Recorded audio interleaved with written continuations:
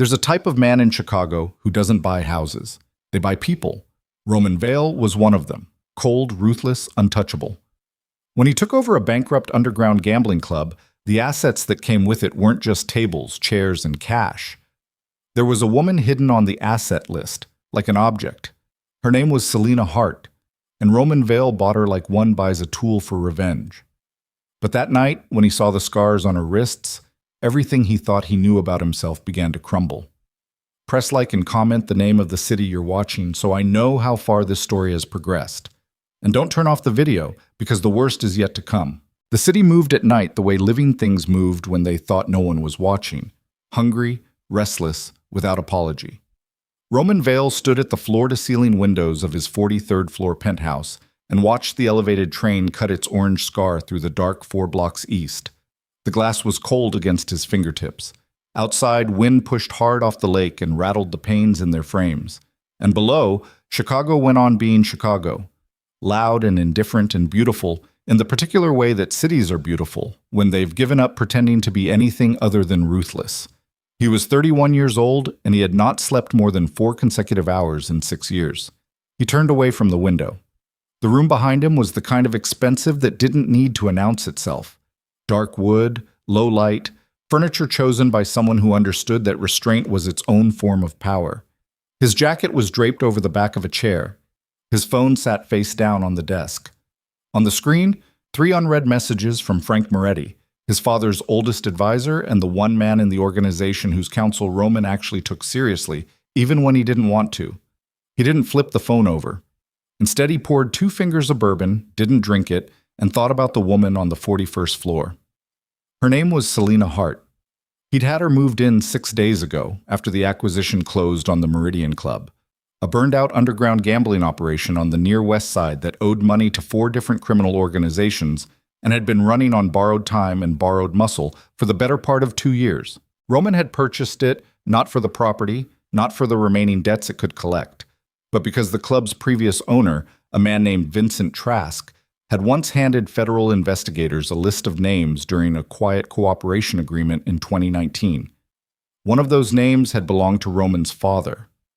The information hadn't been actionable at the time, but it had planted a seed that eventually contributed to a surveillance operation that cost Roman's father his life 18 months later. Vincent Trask had died of a stroke the previous spring, which Roman considered an insult. He had wanted to be the one to finish that particular conversation. Instead, he'd purchased what Trask left behind. Celina Hart had appeared in the transfer paperwork under a section labeled Contracted Entertainment Staff, which was the kind of language that told Roman everything he needed to know about what kind of establishment the Meridian Club had actually been. His lawyer had flagged the entry. Roman had told him to note it and say nothing further. His original thinking had been simple, transactional, cold. Celina had been photographed at several of Trask's private events between 2020 and 2022. Roman assumed she had been there voluntarily, assumed she was the kind of woman who moved in those circles deliberately, who traded proximity to powerful men for protection and comfort and information. He assumed she knew things. He assumed she had known Trask well enough to be complicit. He intended to keep her close until he understood exactly what she knew and what use he could make of it. He had installed her in one of the building's residential floors with a wardrobe, a kitchen, and 2 guards posted outside the main door. She was not a prisoner in the technical sense. No restraints, no cage, no explicit threats. But the guards were there. The elevator required a key card she didn't have. And when she'd asked on the second day whether she could leave, the guard had looked at her without expression and said, "Mr. Vale will let you know when that's appropriate." Roman hadn't visited her directly in those first 6 days. He had instead watched the surveillance feed from her floor. What he had observed disturbed him in a way he was not yet willing to examine closely. She barely ate. The kitchen had been stocked. Good food, real food, nothing institutional. And the plates came back to the service cart largely untouched.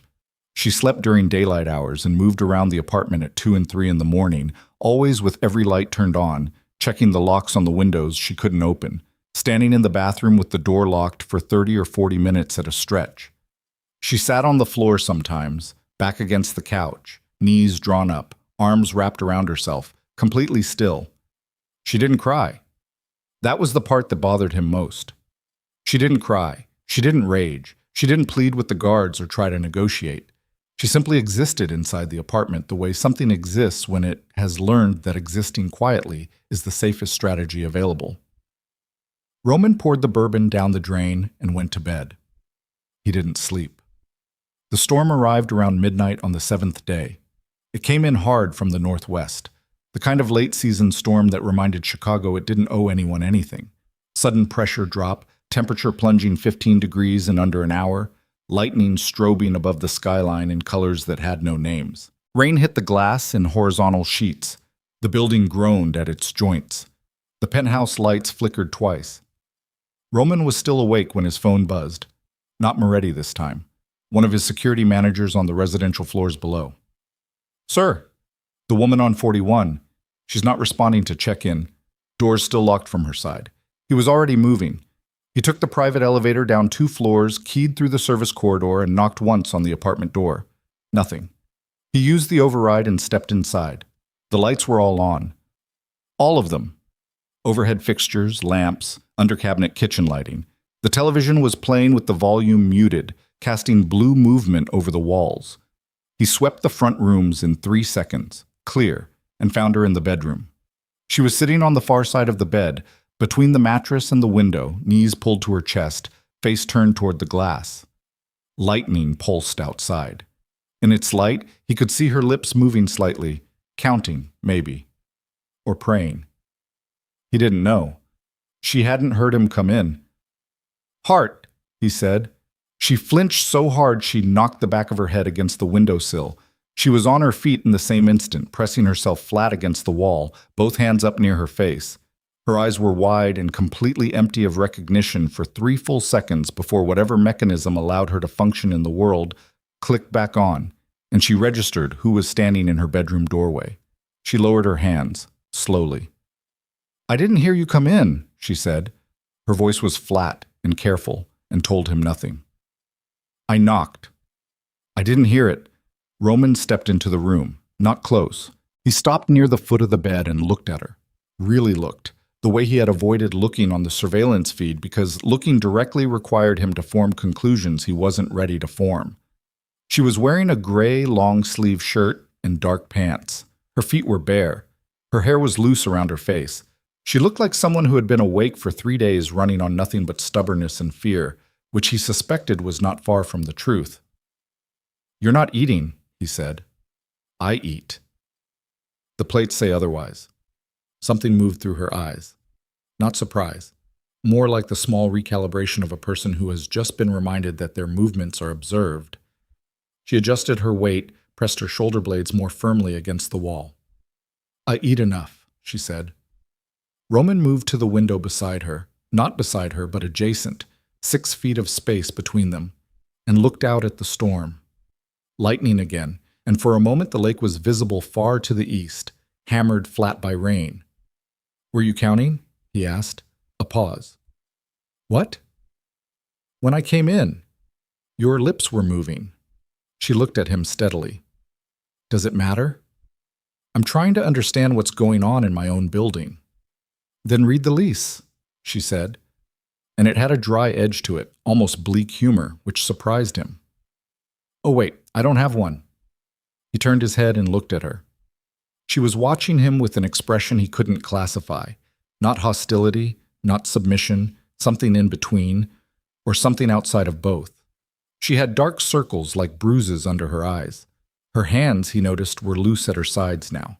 Her right hand was slightly turned, the inner wrist angled away from view. He looked at her wrist. She noticed him looking. She pulled her sleeve down, one quick, practiced motion, automatic as breathing. Roman said nothing. The storm battered the glass between them. After a moment, she said, "What do you want from me?"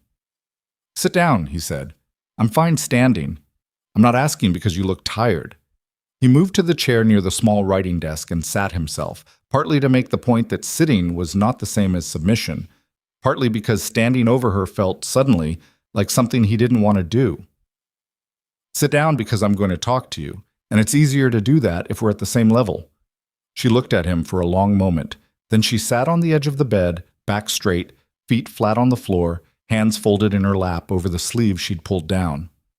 "You knew Vincent Trask," Roman said. "Yes. Personally." Something crossed her face. "Define personally." "He listed you in his asset transfer, as staff." "I know what he listed me as." Her voice didn't change. That was what unnerved him, the complete absence of modulation, the way she delivered those words the same way she might report weather. "I know exactly how Trask listed me and what category he put me in and what that was worth. I've known for a long time." "Were you there willingly?" Celina looked at the floor between her feet for a moment. Then she looked back up at him. "That's a very simple question for a very complicated situation." "It's a yes or no question." "No," she said. "It isn't." She paused. "But the short answer is no. I was not there willingly."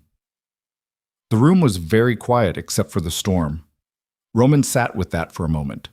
The bourbon he'd poured earlier sat unfinished somewhere upstairs, and he felt the absence of something to do with his hands. He laced his fingers together and kept his expression still.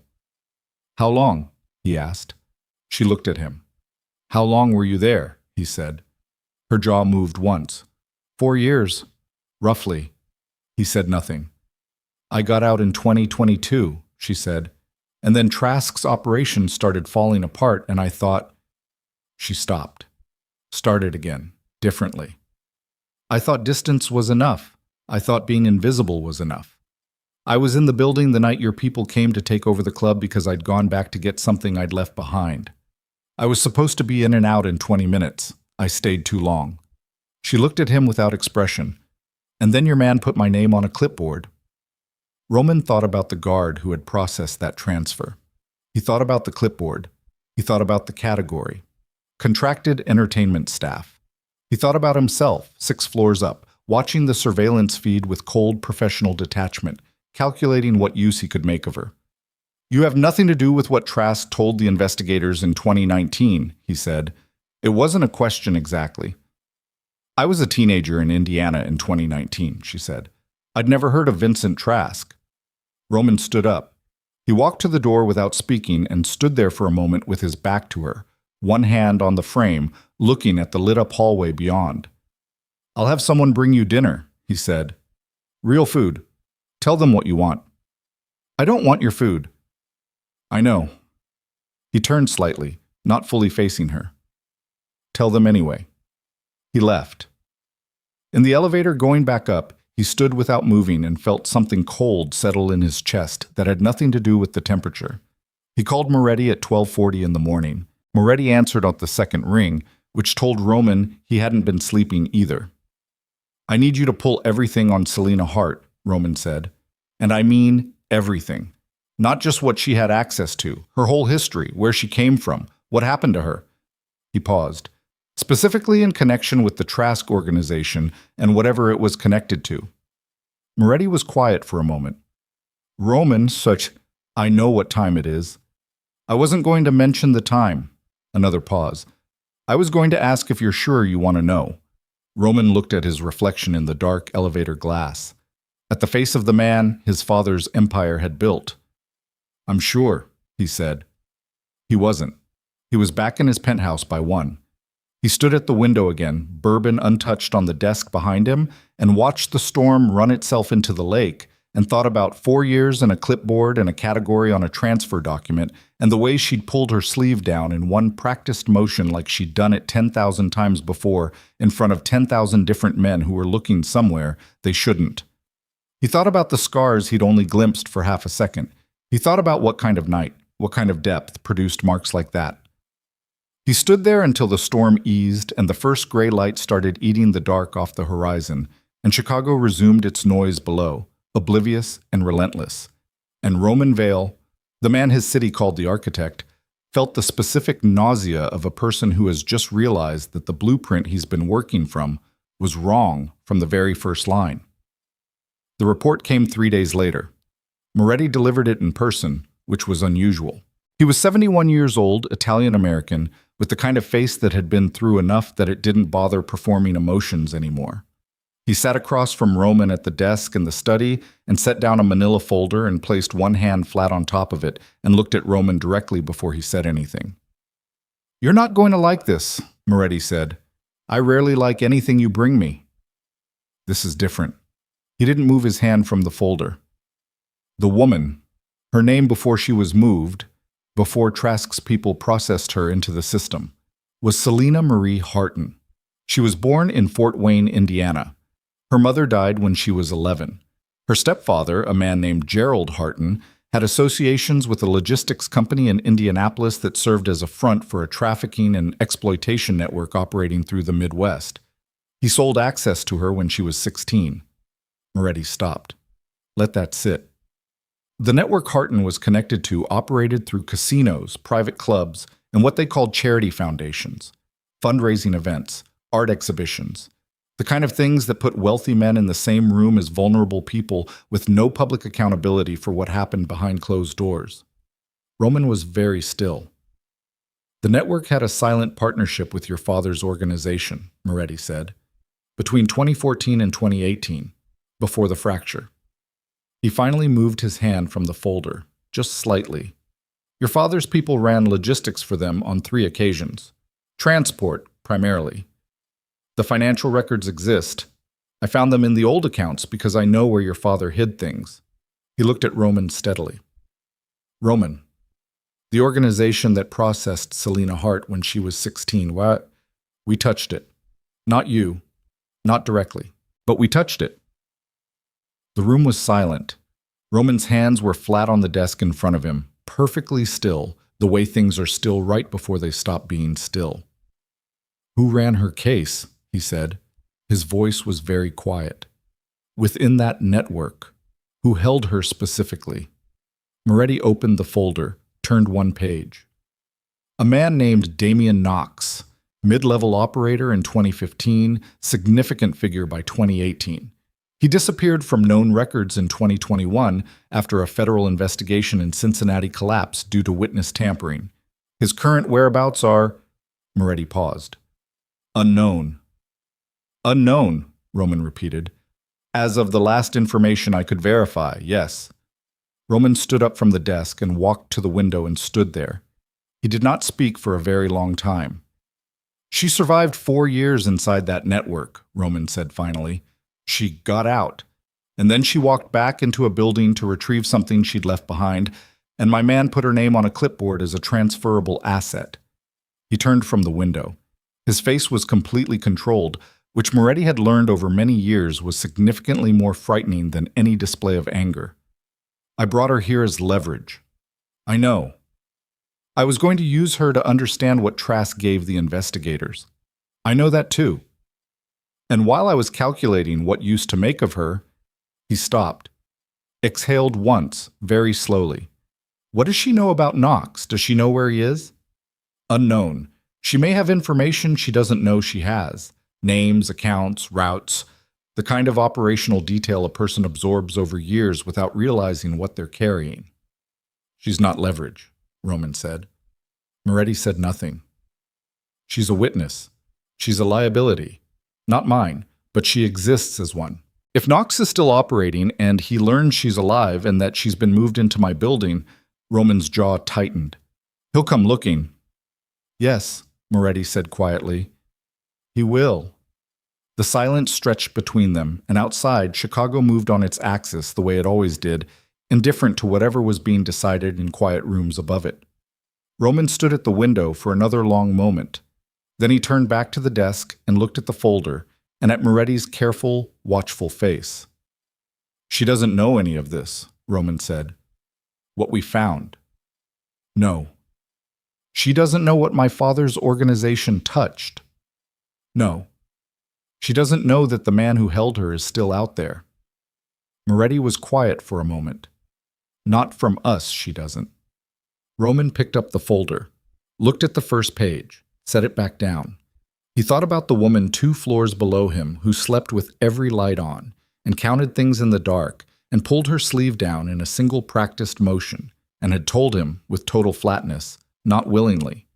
He thought about what he was about to do. He thought about what he had already done. Increase security on this building without drawing attention, he said, quietly. I want eyes on every entrance, and I want Knox found. Locate him. I don't care what it costs. I don't care what favors it requires. Find him and tell me where he is and then do nothing until I decide what to do next." Moretti nodded once. "And the woman?" Roman was quiet for a moment. "She stays," he said, "but the guards come off her door." He paused. "And someone get her a key card for the elevator." Moretti looked at him. "She's been locked in long enough," Roman said. He sat back down at the desk after Moretti left and opened the folder and read every page, every name, every date, every notation in careful bureaucratic language that described what 4 years of Celina Hart's life had looked like inside Damian Knox's operation. And when he finished reading, he closed the folder and sat very still for a long time, and felt the specific weight of a man who has spent years building a machine and only just understood, in one cold and comprehensive moment, what his machine had been connected to all along. Somewhere below him, Celina Hart was probably awake. Lights on. Counting. And Roman Vale, who had not felt fear unrelated to tactical threats in a very long time, sat in his father's empire and felt it now. Quiet, corrosive, settling into the base of his throat like smoke from a fire that had been burning much longer than he knew. The keycard arrived at her door the following morning. No note, no explanation, just the small plastic rectangle on the kitchen counter when she woke. Celina looked at it for a long time before she picked it up. If you or someone you know is having a difficult time, free support is available. Find resources. Celina used the key card on the third day, not immediately. That would have been too easy, too reflexive. The kind of gratitude that looked like relief but was really just another form of compliance. And she had spent enough years performing compliance that she could recognize it in herself the way you recognize a bad habit, by the specific flavor of shame it left behind. She left the card on the counter and looked at it like it was a test she hadn't studied for. On the first day, she didn't touch it. On the second day, she moved it to the windowsill. On the third morning, she woke up at 4 a.m. with every light burning and the city glowing orange through the glass, and picked it up and held it until the plastic was warm in her palm. Then she got dressed and took the elevator to the lobby. The guard at the front desk looked up when the doors opened. She saw his hand move toward the desk phone, then stop. Then he looked at her with an expression of careful neutrality and said nothing. She walked to the front door, pressed her palm flat against the glass. Outside, Michigan Avenue at 4 in the morning had the specific quality of a city between states. Not asleep, not awake, just cycling through itself in the dark. A cab moved south through amber light. A delivery truck idled at the corner. Cold air leaked around the door seal and touched her face. She stood there for a full minute. Then she turned around and went back upstairs. Not because she was afraid to leave. She told herself that. She repeated it carefully as the elevator doors closed. She turned the key card over in her hand and thought, I could have left. I chose not to. Those are different things. She wasn't entirely sure she believed it, but she was still working on that. Roman found out through the overnight security log, which he reviewed every morning over coffee he rarely finished. He read the entry. Hart, C, lobby level, 417. Duration, 1 minute 43 seconds. Returned to floor 41 unassisted, and sat with it for a moment. Then he put the log down and looked at the window and thought about a woman standing at a glass door in the middle of the night and choosing, for reasons he couldn't fully see, to come back. He poured the coffee down the drain. He went to see her that afternoon. She answered the door after one knock, which told him she'd heard him in the hall. She was dressed, dark jeans, a loose-cut shirt with the sleeves pulled to her wrists. And her expression did the thing it always did, that careful resetting to neutral, like a face that had learned to be a controlled surface. She stepped back from the door without inviting him in and without asking why he was there, which he was beginning to understand was her particular form of composure.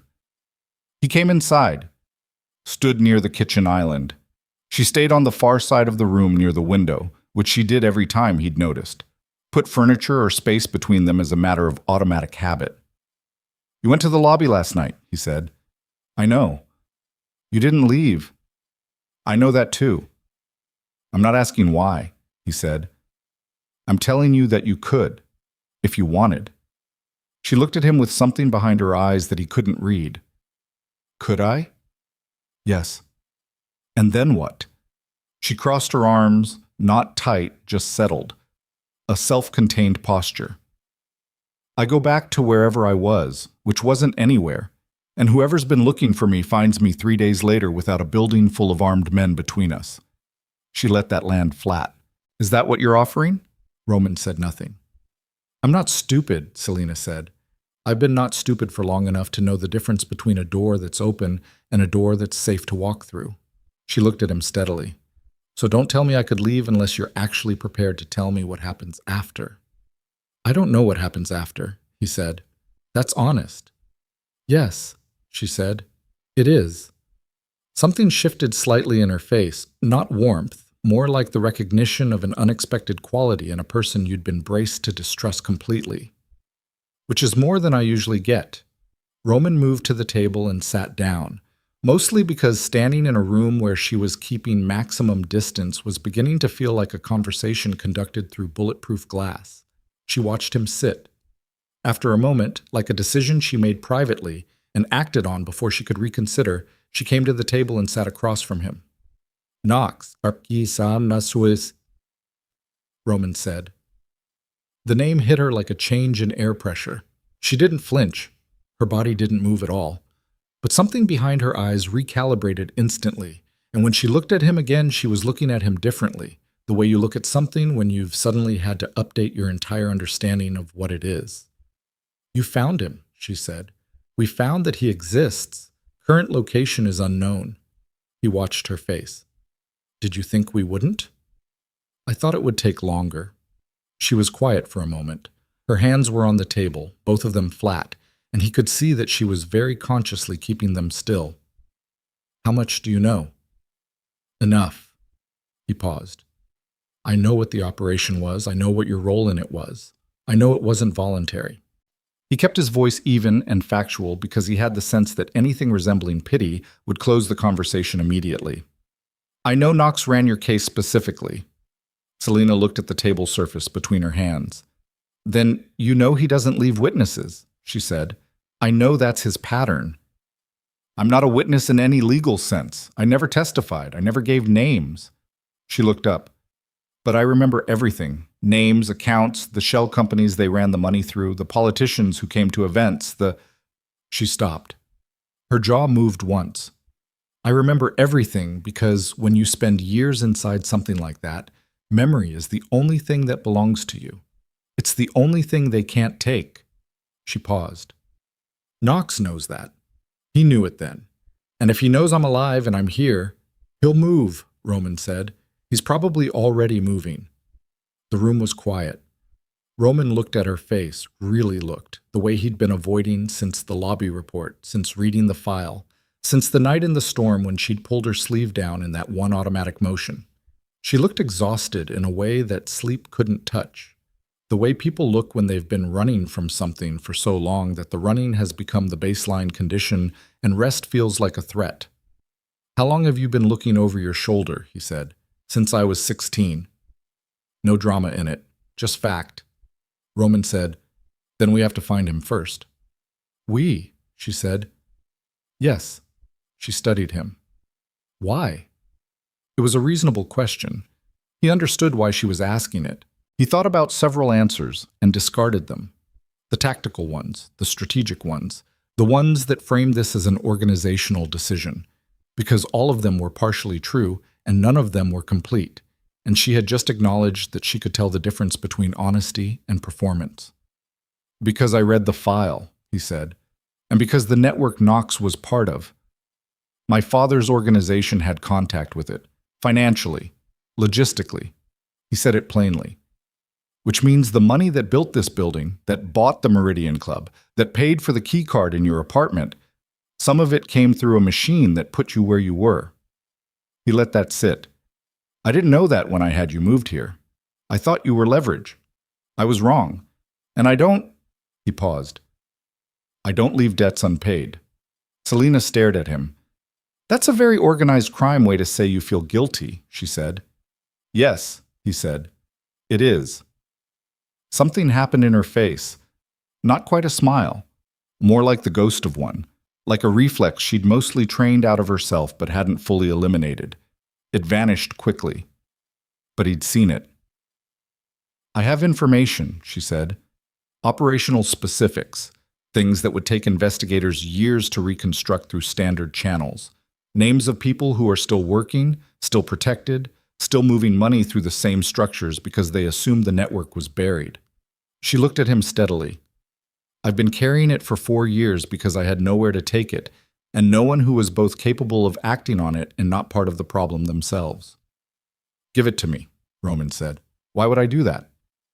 "Because I have resources Knox doesn't know I have yet, and because the alternative is waiting for him to find you first, which, based on the pattern in that file, you have somewhere between 2 and 6 weeks. Celina was quiet for a long time. She looked at him, the table, the window, the hands she still had pressed flat against the wood. Then she said, "If I give you what I know and you use it to destroy Knox, what do you get out of it?" "Closure," he said.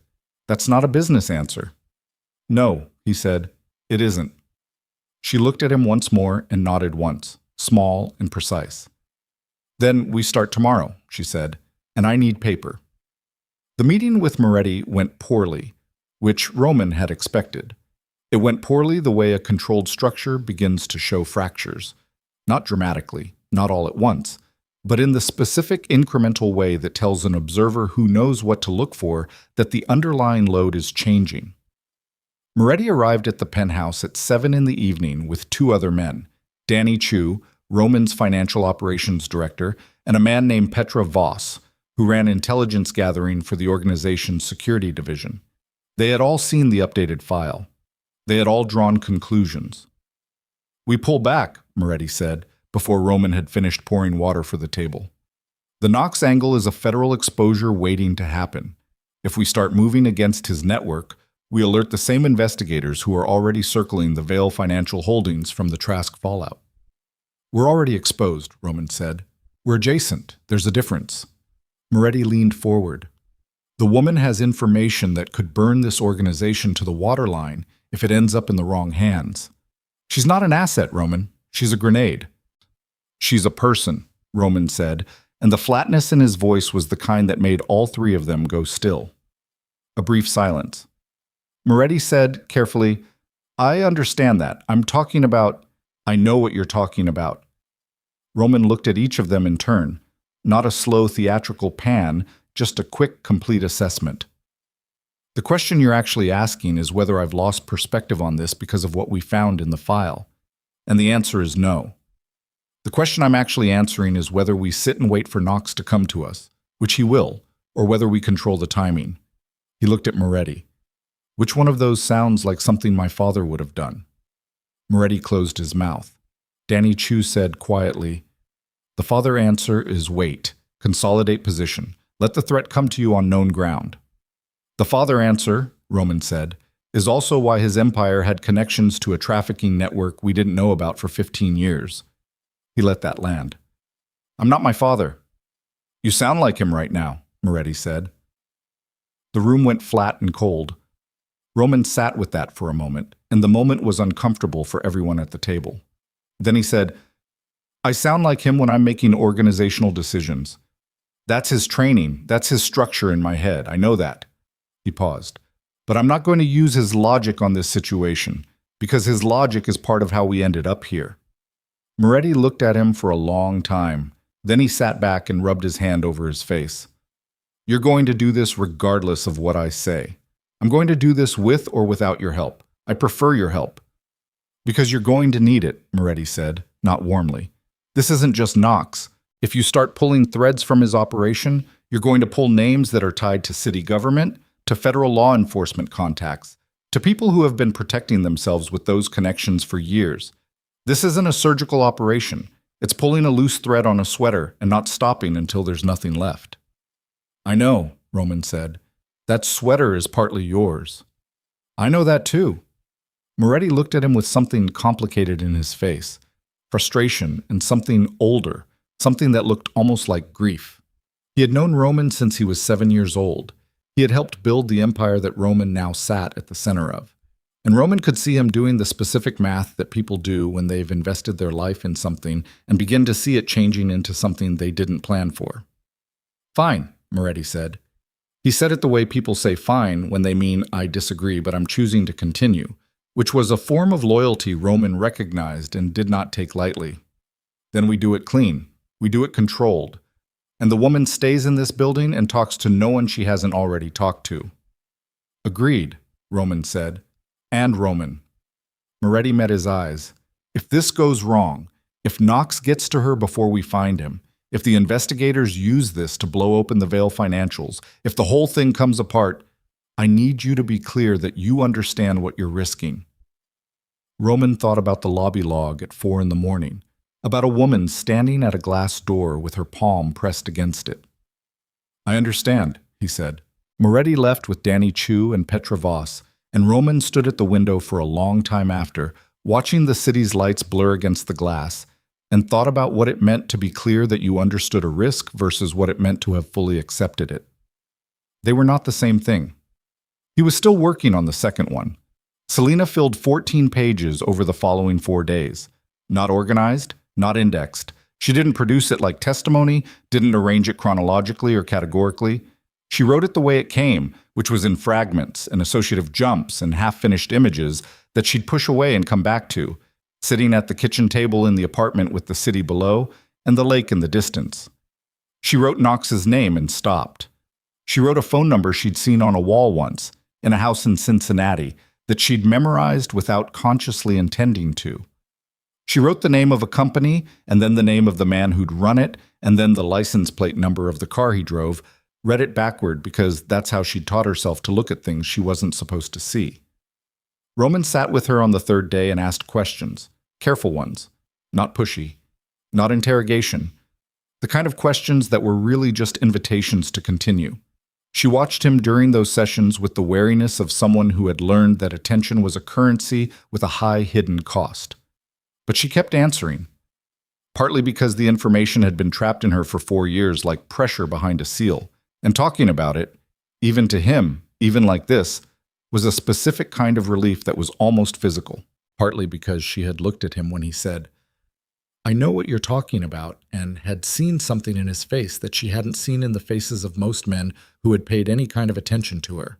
She saw someone who was actually listening. She wasn't naive about what that meant. She knew the difference between a man who listened because he wanted something and a man who listened because he could hear you. Most men in her experience had been the former. She wasn't certain Roman Vale was the latter. But she wasn't certain he wasn't, and that uncertainty was new enough to be worth sitting with. On the 4th day, she handed him the pages. He read them at his desk while she sat on the couch in the apartment 1 floor down and held a cup of tea she didn't drink, and watched the sky change color outside the window. And she told herself she didn't care what he found there, which was the same thing as caring very much. He called her at 9 p.m. She answered on the second ring. Knox is running money through 4 shell companies we can trace, he said, without preamble, without warm-up. 3 of them are tied to a construction firm in Indianapolis that has contracts with federal infrastructure projects. 1 of them feeds into a private equity group that is currently under separate SEC review. A brief pause. You wrote a name, Alderman Marcus Crane. Yes, she said. He's on the city's Public Safety Oversight Board. I know. He attended 3 events. You were at 2 of them. Yes. A silence. I'm going to need you to understand something, Roman said. When we use this information, when we start moving on these names, it will put you in direct danger, not general danger.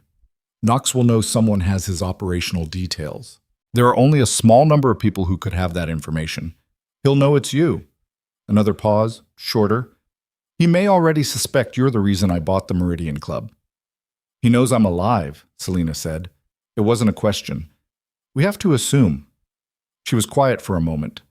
Outside her window, Chicago glittered and moved and produced its low, constant noise. She sat with the cup of cold tea and the weight of 14 pages of her own memory and thought about a man named Knox, whose face she could still see in the dark with perfect clarity. Then we move faster, she said. Yes, Roman said. She almost said something else. She almost said something about the fact that she wasn't used to moving toward the thing that frightened her instead of away from it, that this was new, that she was doing it badly and was aware of doing it badly, and was doing it anyway. She almost said several things. Instead, she said, "Roman." "Yeah." "The number I wrote on page 11. The one with the 317 area code. Don't call it from any phone connected to this building." "I wasn't going to." "I know you weren't. I'm saying it out loud so I know I said it." He was quiet for a moment. "Okay," he said. "Okay," she said, and hung up. The message arrived on a Thursday. It appeared on the wall of Roman's nightclub on the near north side sometime between the 2 a.m. closing and the 4 a.m. cleaning shift, written in paint that was not paint, in letters that were 18 inches high across the white brick wall of the service corridor that only staff used. 3 words: "She belongs to us." The cleaning crew called the manager. The manager called Roman's security line. Roman's security line called Moretti. Moretti called Roman at 4:43 in the morning. Roman was already awake. He looked at the photograph on his phone, the service corridor, the white wall, the 3 words in dark red, and felt something that he had not allowed himself to feel in a professional context for 6 years. Not anger. Anger he knew how to use. This was older and colder, the thing underneath anger, the thing that anger was built on top of to make it manageable. Fear. Not for himself. That was the part that confused him briefly before it didn't confuse him anymore. He was afraid for the woman on the 41st floor who was probably awake right now, lights on, sitting somewhere with her back to the wall, unaware that Knox had just announced himself on Roman's property. He called building security. "Double the detail on floor 41, he said. "Do it now, do it quietly, and if anyone asks, say it's a building-wide security review." He paused. "No one goes in or out of that floor without direct authorization from me or Moretti." Then he stood at his window in the dark and looked at Chicago and understood, in the specific and visceral way that makes abstract threats into real ones, that Damian Knox was no longer a name in a file. He was a countdown. And he had just told Roman exactly how close the clock was to 0. He was still standing there when his phone buzzed again. Not Moretti this time. Not security. A number he didn't recognize, a 317 area code, sending a single image file. Roman opened it. It was a photograph of his lobby, taken from outside, through the front glass doors, the angle slightly elevated, shot from across the street or from a vehicle. Timestamp in the lower corner, 3:58 a.m. 14 minutes after the message had been discovered on the club wall. In the photograph, barely visible through the glass, a woman stood at the lobby doors with her palm pressed against them, looking out at the street. Celina. Her back was to the camera, so she hadn't seen it, but whoever had taken the photograph had been standing on the street with a direct line of sight to her for at least the minute and 43 seconds that the security log had recorded her standing there 3 days ago, which meant Knox hadn't started watching this building tonight. He'd been watching it for days. Roman set the phone face down on the desk with a precision that was the opposite of calm, the careful movement of a man who understood that if he didn't place it gently, he would put it through the glass surface.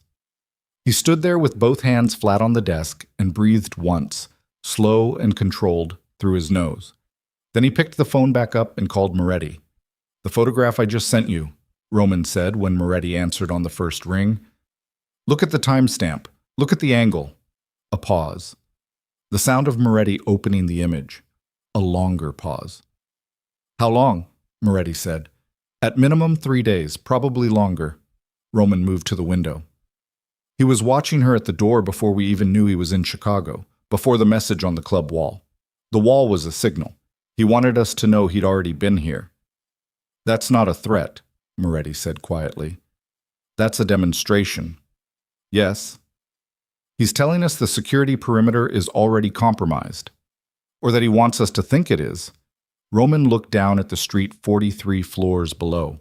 The early morning emptiness, the sodium orange light, the handful of cars that could belong to anyone. "Double the external surveillance. Pull the feeds from every camera within 2 blocks of this building going back 5 days. And get Petra on the phone. I want a full sweep of everyone who entered this building in the last week. Staff, contractors, visitors, everyone. That's a 2-day job minimum." "Then start now." Roman paused. "And Frank." "Nobody tells the woman about the photograph, not yet." A beat. Roman, not yet, he said. I need 24 hours to understand the scope before I put that in front of her. Moretti said nothing for a moment, and the nothing was the specific kind that communicated disagreement without stating it. Then he said, 24 hours, and hung up. Roman looked at the street a moment longer. Then he went to get dressed, because sleep was no longer a consideration, and standing at a window in the dark doing nothing was not something he was built for. He was at the desk by 6 a.m. with the surveillance package Petra Voss began sending through at 1:15. Floor by floor, entrance by entrance. Front lobby, service entrance, loading dock, parking structure. He went through it methodically, the way he did everything that mattered, without rushing, without skipping, treating each frame like it might be the one that changed the picture. It was the parking structure footage that stopped him. Third level, northeast corner. A maintenance worker in gray coveralls had entered at 11:40 p.m. on Monday, 4 days prior, carrying a tool case and badged through on what appeared to be a valid contractor credential. He'd spent 22 minutes on the third level and left. Roman watched the man's movement on the footage 3 times. The way he moved, the route he took, the way he positioned himself twice near structural support columns that had direct sightlines to the elevator bank. Roman froze the frame on the man's face as he turned toward the camera briefly. Not deliberately, just a natural movement, the chin coming up as he adjusted the tool case strap on his shoulder. Roman didn't recognize the face, but he recognized the walk. The particular gait, the way the weight shifted slightly left on each step, a legacy of a healed injury below the right knee, the kind of thing that changed the mechanics permanently, even after the pain was gone. He had seen that walk in a photograph in Celina's file. He pulled up the file on his second screen and found the photograph. Grainy, low resolution, surveillance image from 2018 from a federal operation in Cincinnati that had been scrubbed but not entirely destroyed. A younger face, a different posture, but the same leg, the same leftward lean on every step. Roman sat back in his chair. He called Petra. The maintenance worker, third level parking, Monday night, he said. Tell me about the credential he used. He heard Petra's keyboard. Badge number 4471-C, she said. Registered to a HVAC contractor out of Cicero. Cleared through our standard vendor verification process on, a pause, October 9th. Who authorized the October 9th clearance? Another pause. Longer. Danny Chu's office, Petra said. The room went very quiet. Roman sat with that for exactly 4 seconds. Then he said, Don't call Danny. Don't contact him at all. I want you to pull every contractor authorization that came through his office in the last 60 days and send it to me directly. Nothing through the shared drive. Direct to this terminal only. He paused. And Petra, this conversation didn't happen. Understood, she said, with the clipped tone of someone who understood completely and wished they didn't. Roman set the phone down. Danny Chu had been with the Vale organization for 9 years. He had come up through the financial operations division, had been promoted 3 times under Roman's father, had been one of 4 people Roman trusted enough to bring into the Celina situation. He had sat at Roman's table 4 days ago and said, quietly, the father answer is wait, consolidate position. He had looked Roman in the eyes and said it. Roman thought about that moment now. The steadiness in Danny's face, the reasonableness of it, the way it had read like loyalty. He pulled up the authorization files Petra sent through 40 minutes later and began reading. His coffee went cold beside him. Outside, Chicago woke up and started making its noise, but it was very far away. By 8:15, he had enough. 11 contractor authorizations over 60 days, 7 of which had come through Danny's office with credentials that traced back through 2 layers of shell company and 1 defunct logistics firm, to a property management group in Indianapolis that Celina had named on page 7 of her 14 pages. The same Indianapolis that appeared 3 times in the operational notes Knox used for his network's Midwest logistics. Danny Chu had not been compromised recently. The authorization trail went back to the year Roman's father died. Danny had been feeding access, slowly, carefully, never enough to be obvious, for 18 months. Roman sat with that for a long time. He sat with it the way you sit with something that restructures the last year and a half of your decisions, All the conversations you had in rooms you thought were secure, all the plans you thought were only known to you. He sat with it until the anger came up. Not fast, not hot, but cold and total, spreading through him the way cold spreads, filling every space. Then he called Frank Moretti. "I need you in my office in 20 minutes, he said. "Come in through the parking structure, not the lobby. Use the service entrance on Erie." A pause. "And Frank, don't tell Danny." The silence on Moretti's end lasted 2 seconds. "How bad?" Moretti said. 18 months, Roman said. He heard Moretti breathe. 20 minutes, Moretti said. He was there in 17. Roman slid the files across the desk without speaking and watched Moretti read. The old man's face was unreadable for the first 2 pages. By the 5th page, something changed around his eyes. Not surprise, exactly. More like the specific grief of a confirmation. The thing you hoped wasn't true, turning out to be true. "You knew something was off," Roman said. "I had a feeling, nothing I could name." Moretti set the pages down. "Danny's been quieter than usual for the last 6 weeks. I thought it was the pressure of the Trask fallout." He looked up. "I should have said something." "You're saying it now." Roman stood and moved to the window. "How much does he know?" "Everything you've shared in the main briefings, the Knox investigation, the shell company traces." Moretti paused. "The woman." "The woman," Roman repeated. "Her name, which floor she's on, that she's providing operational intelligence." Moretti's voice was careful and deliberate. "Roman, if Knox has had a man inside this building since Monday, and if Danny has been his channel since before that, then Knox doesn't just know she's here," Roman said. "He knows what she's given us. He knows how far the investigation has progressed. He knows our security structure." He turned from the window. "And the photograph he sent, that wasn't surveillance. That was a message to us that his information inside this building is real. He was showing us he already knew where she was standing at 4 in the morning. Moretti said nothing. "We have to move her," Roman said. "If we move her, Knox knows we've discovered the breach, which means he accelerates. If we don't move her, she's in a building whose security architecture Knox has had 4 days to map." Roman's voice was controlled and flat. "Option 2 is not an option." "Where do you move her?" Roman thought. He thought about the safe properties, the ones registered under shell entities that Danny's access would cover, which eliminated most of them. He went through the remaining inventory of places that were clean, secure, and unknown to anyone who had passed through his main briefing structure in the last 6 weeks. "The Lake Superior property," he said. "The house in the Upper Peninsula. He'd purchased it 2 years ago under a land trust held by a law firm in Duluth that had no connection to the Vale financial structure. He had never mentioned it in any organizational meeting. It existed in no file Danny Chu had ever touched." Moretti nodded slowly. "Remote, defensible, off the grid," he paused. "Long drive. 7 hours. We go tonight.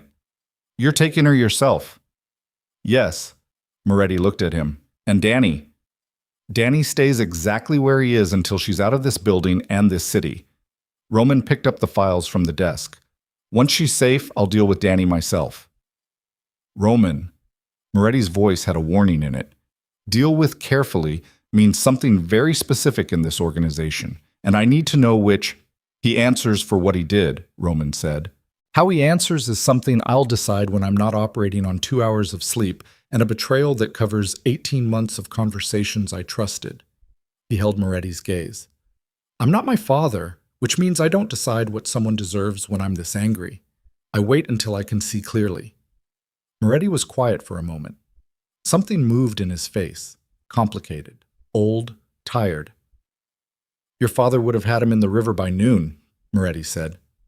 "I know," Roman said. "That's not a compliment." He went to her apartment at 9 a.m. She was at the kitchen table when he came in, both hands wrapped around a coffee mug, the 14 pages spread in front of her with 3 additional pages she'd clearly written since the previous evening. She looked up when he entered and read his face in approximately 2 seconds with the accuracy of someone whose survival had depended for years on reading rooms quickly. "What happened?" she said. I need you to pack what you need for 3 to 5 days. Don't take more than you can carry in one bag. He moved into the kitchen and kept his voice even. We're leaving tonight, after dark. She put the mug down. He's inside the building, she said. Not a question. Roman looked at her. Not physically. Someone on the inside who's been feeding him information. He watched her face process it. We're going somewhere Knox doesn't know about. Off the main property network. You'll be safe. Stop, she said. He stopped. Celina stood up from the table. She moved to the window and stood there with her back to him and her arms crossed. Not defensively, but the way people cross their arms when they're containing something rather than protecting against it. He could see the tension in her shoulders, the specific set of them that she got when she was managing a fear response without letting it manage her. How long has your insider been feeding Knox? She said. 18 months. She turned around. Who? That doesn't matter right now. It matters to me. Her voice was quiet and precise. 18 months. That covers the period when I was still in Indianapolis. That covers the period when Trask's club was still operating. That covers... She stopped. Her eyes moved across nothing visible, the way they did when she was tracing something internally. Did your insider know where I was before you bought the Meridian Club? Roman said nothing. Did Knox use your organization's logistics in 2018? She said, and it wasn't a question anymore. Did your father's people touch his operation directly? Yes, Roman said. I told you that.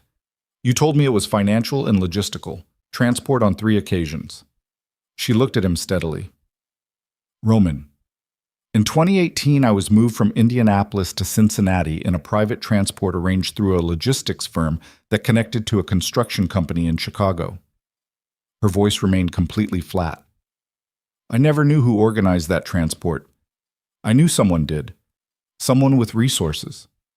She looked at him. Was it your father's people? The room was very quiet. Roman thought about the file. He thought about what Moretti had pulled from the old accounts. Your father's people ran logistics for them on 3 occasions. Transport, primarily. He had read that line and understood it in the abstract organizational sense. A criminal network providing services to another criminal network without full knowledge of the nature of what was being transported. He looked at Celina's face. He thought about what transport meant in Knox's operation. He thought about what had been transported. I don't know, he said. I don't know if that specific transport was one of the 3. But it could have been. He held her gaze. Yes. She nodded once. Slow and small. She turned back to the window. He watched her stand there and process something that he understood. From the way her body held itself, from the way she breathed, was not new information, but rather confirmation of something she had suspected for a long time. The kind of confirmation that doesn't break you because you'd already broken and rebuilt around the shape of it. So the man who bought me, she said quietly to the glass, might be the son of the man who moved me.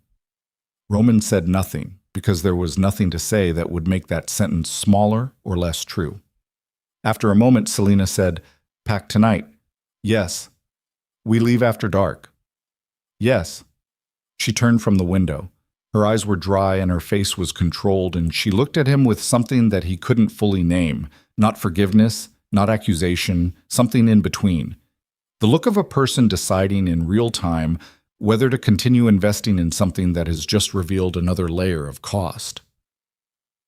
I'll be ready, she said. He nodded and turned toward the door. Roman, he stopped, the person who's been feeding Knox. She paused. They know about those 14 pages. They know what I gave you. Yes.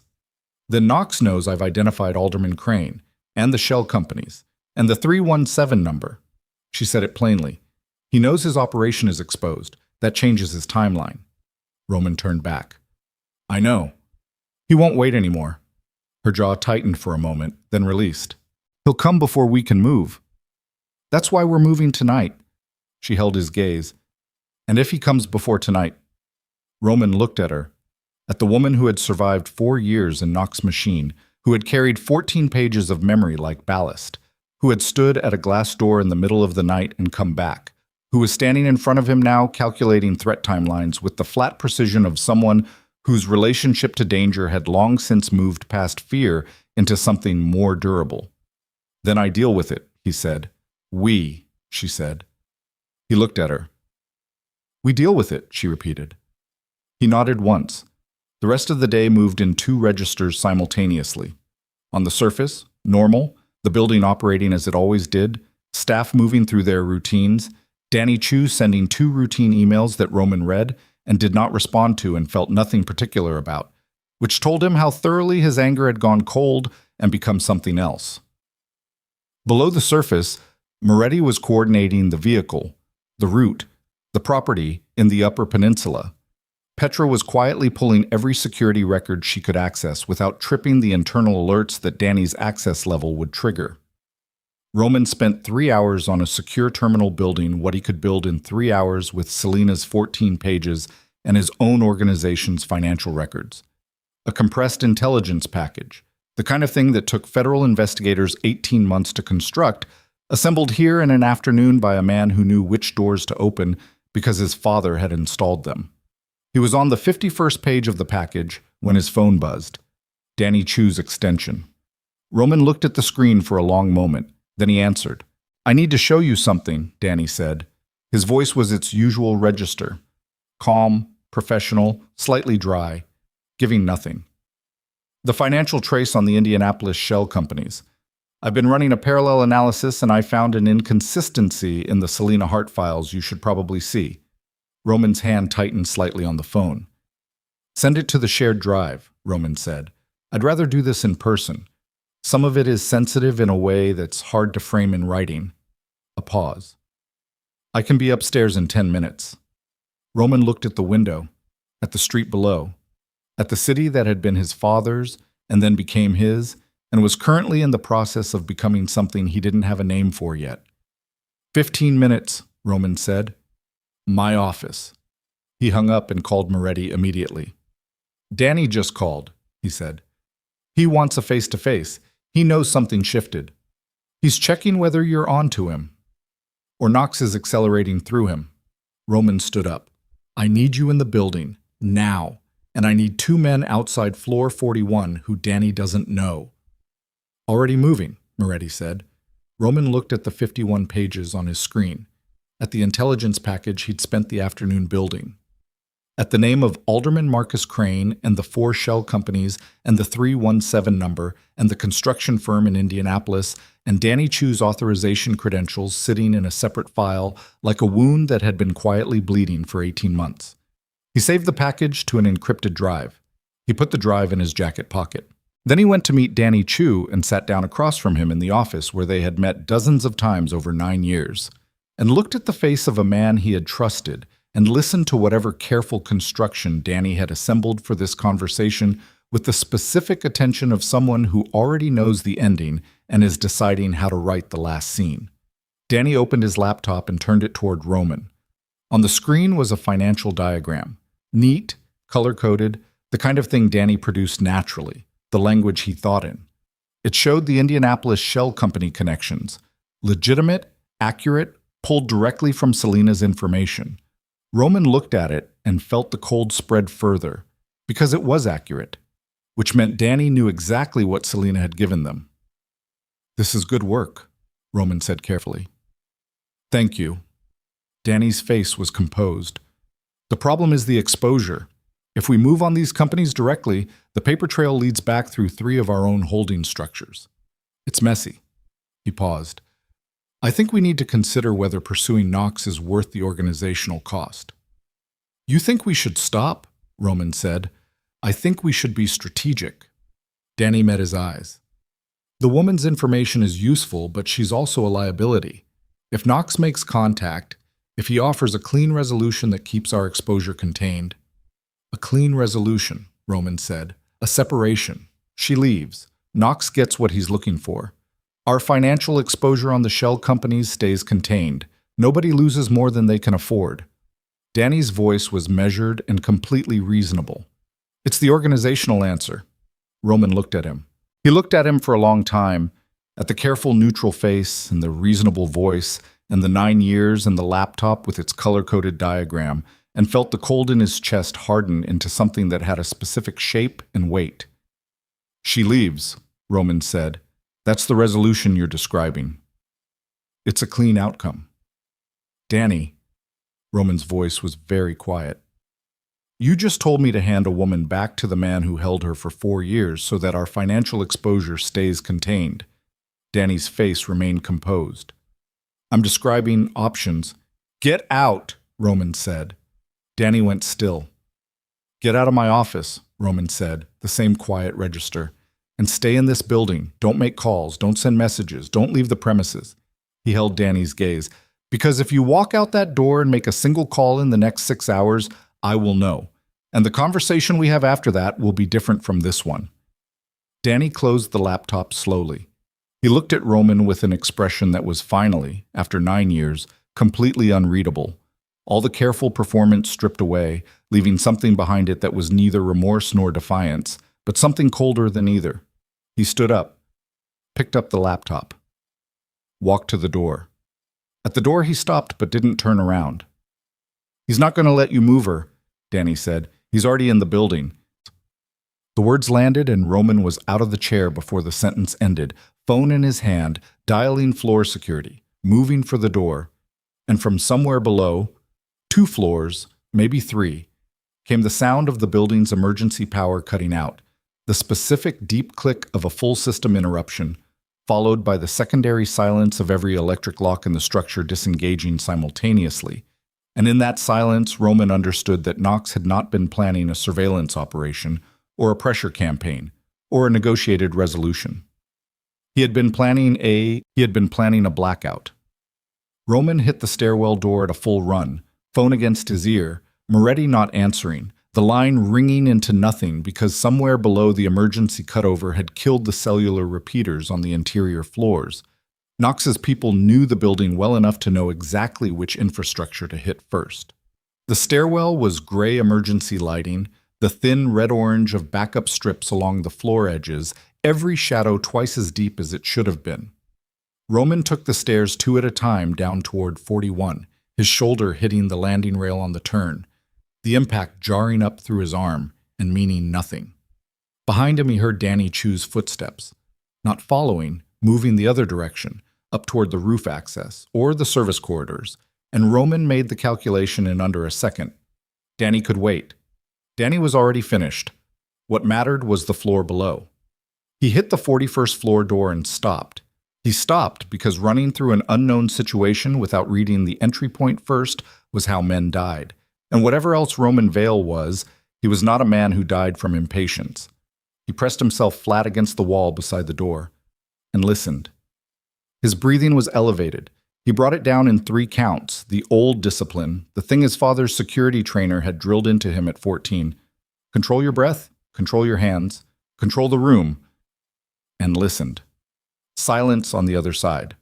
Not natural silence, the compressed silence of a space where people are being deliberately quiet. He pushed through low and fast. The hallway was empty, emergency lighting here too, the same thin strips. Both guards who had been posted outside Celina's apartment door were down, one against the wall with his hands zip-tied and a cut across his forehead leaking dark in the low light, conscious but dazed, the other face down on the floor, not moving but breathing. Roman clocked the chest rise in his peripheral vision as he moved past. Professionals. They'd been neutralized quickly and quietly, which meant Knox hadn't sent amateurs. Her door was open. Roman went through it fast and low and cleared the front room in 2 seconds, empty, and the kitchen in 1, empty, and was moving toward the bedroom when he heard her voice, not screaming, not pleading, talking. He stopped in the hallway back against the wall and listened.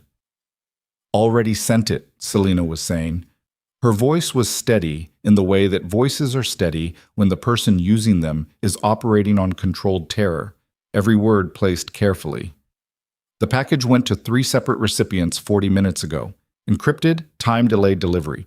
If I don't send a cancellation code in the next 6 hours, it goes live to every federal inbox on the list. A man's voice, smooth, unhurried, carrying the particular ease of someone who has spent years being the most dangerous person in any room he entered. That's a very creative story. It's not a story. You've been in this building for 2 weeks, under surveillance, with no unsupervised access to external communications.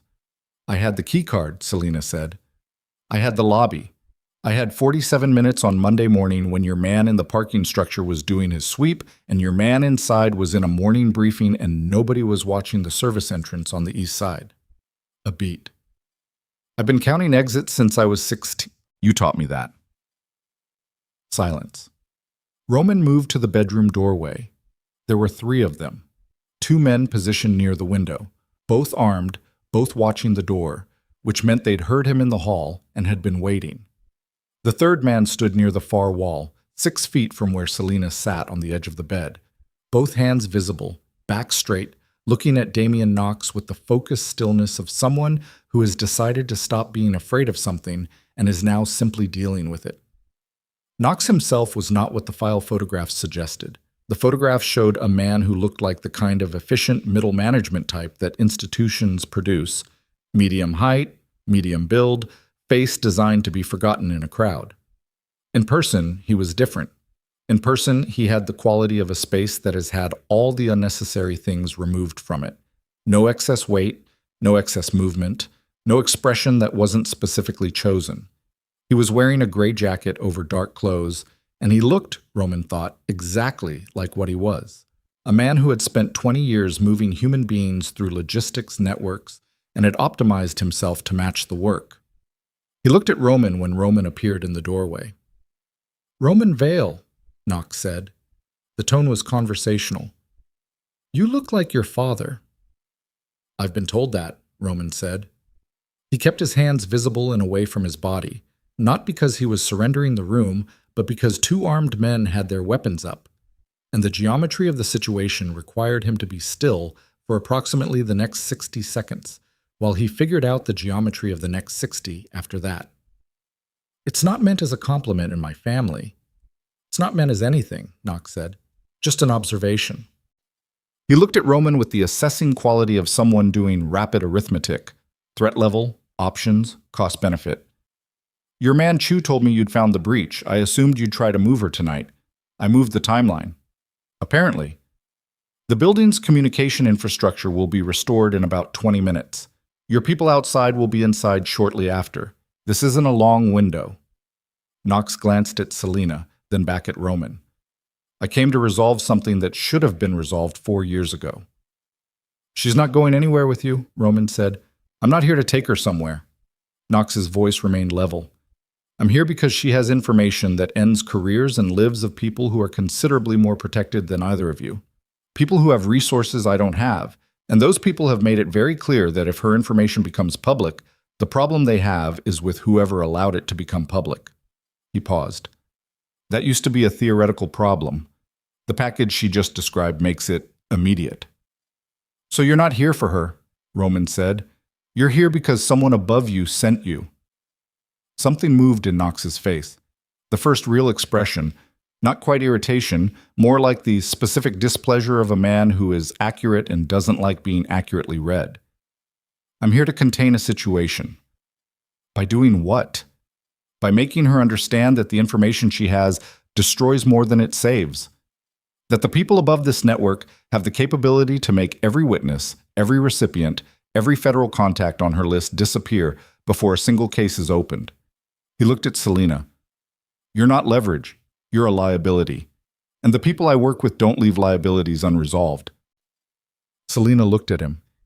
"Then why are you still talking?"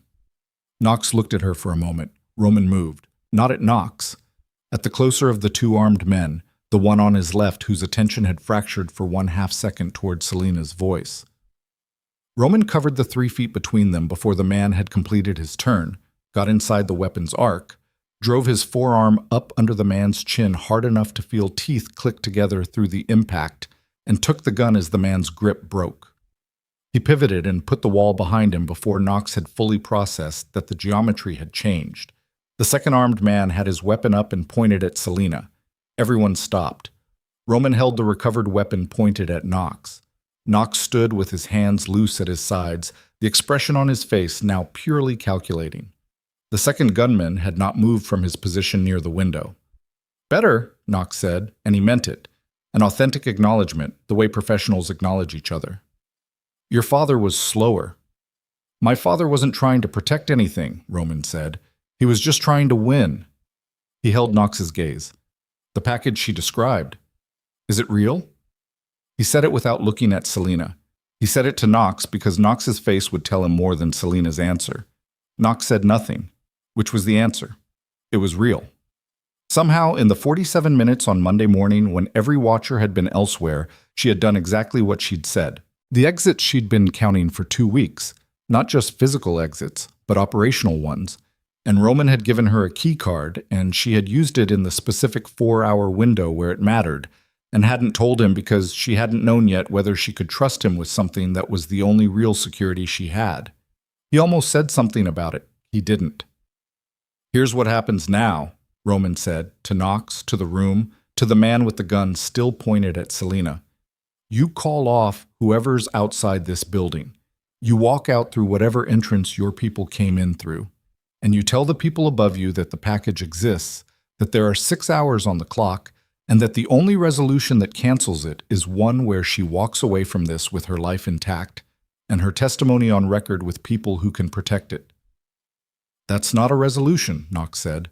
That's a surrender. For you, Roman said. Yes. Knox looked at him for a long moment.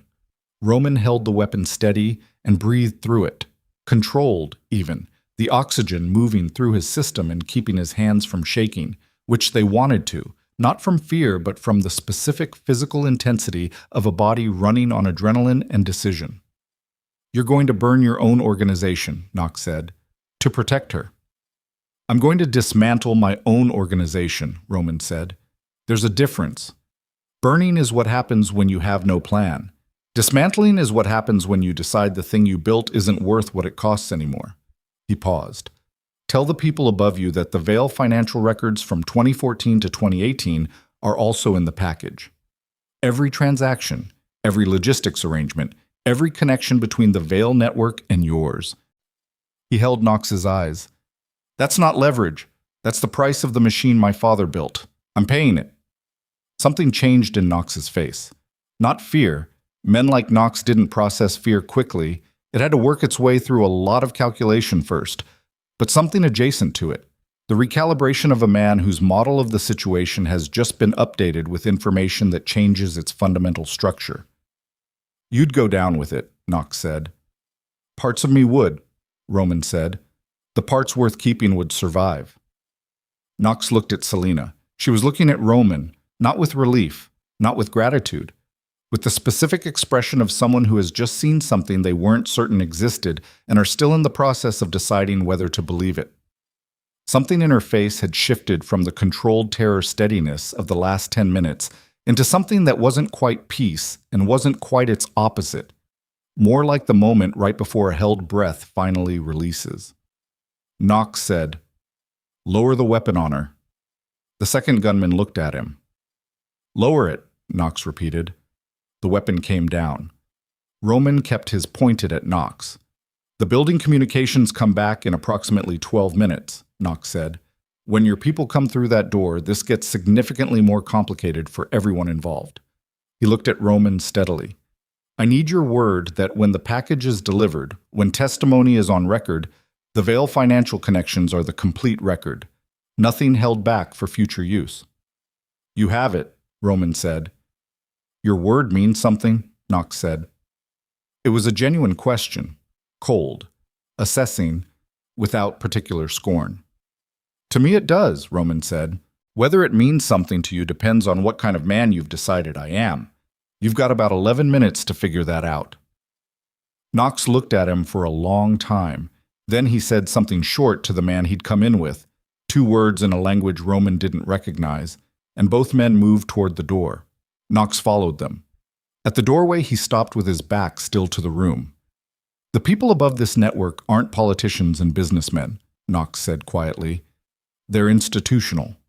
Military contracts, federal infrastructure, intelligence adjacency. They will not go quietly. When this opens up, and it will, what comes out of it will be larger and more dangerous than what you're expecting. A pause. I want you to know that going in, Because you clearly intend to go in. I know, Roman said. Knox left. Roman kept the weapon up for another 4 seconds after the footsteps faded. Then he lowered it and let out the breath he'd been holding for approximately 3 minutes, and the physical release of it was significant.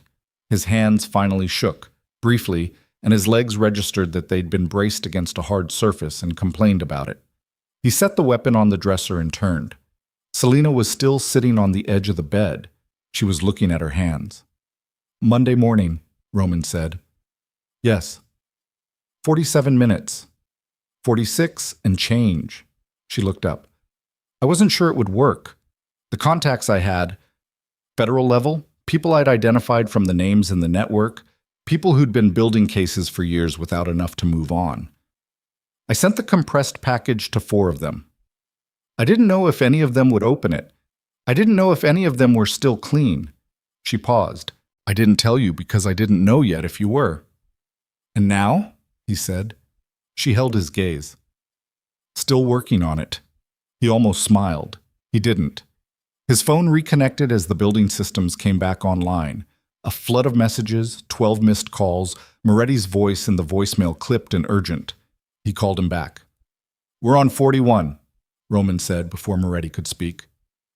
Knox is leaving the building. Don't stop him. Let him go. I need his exit confirmed, and I need everyone inside accounted for. He paused. Danny Chu is somewhere in the building. Find him. Sit him somewhere quiet, and don't let him communicate with anyone. Another pause. Frank? Are you with me? I'm with you, Moretti said, the way he'd said it for 24 years since Roman was 7 years old and learning what the world actually was. Are you hurt? No. The woman? Roman looked at Celina. She was standing now, her arms loose at her sides, her face doing the controlled surface thing, but with something different underneath it.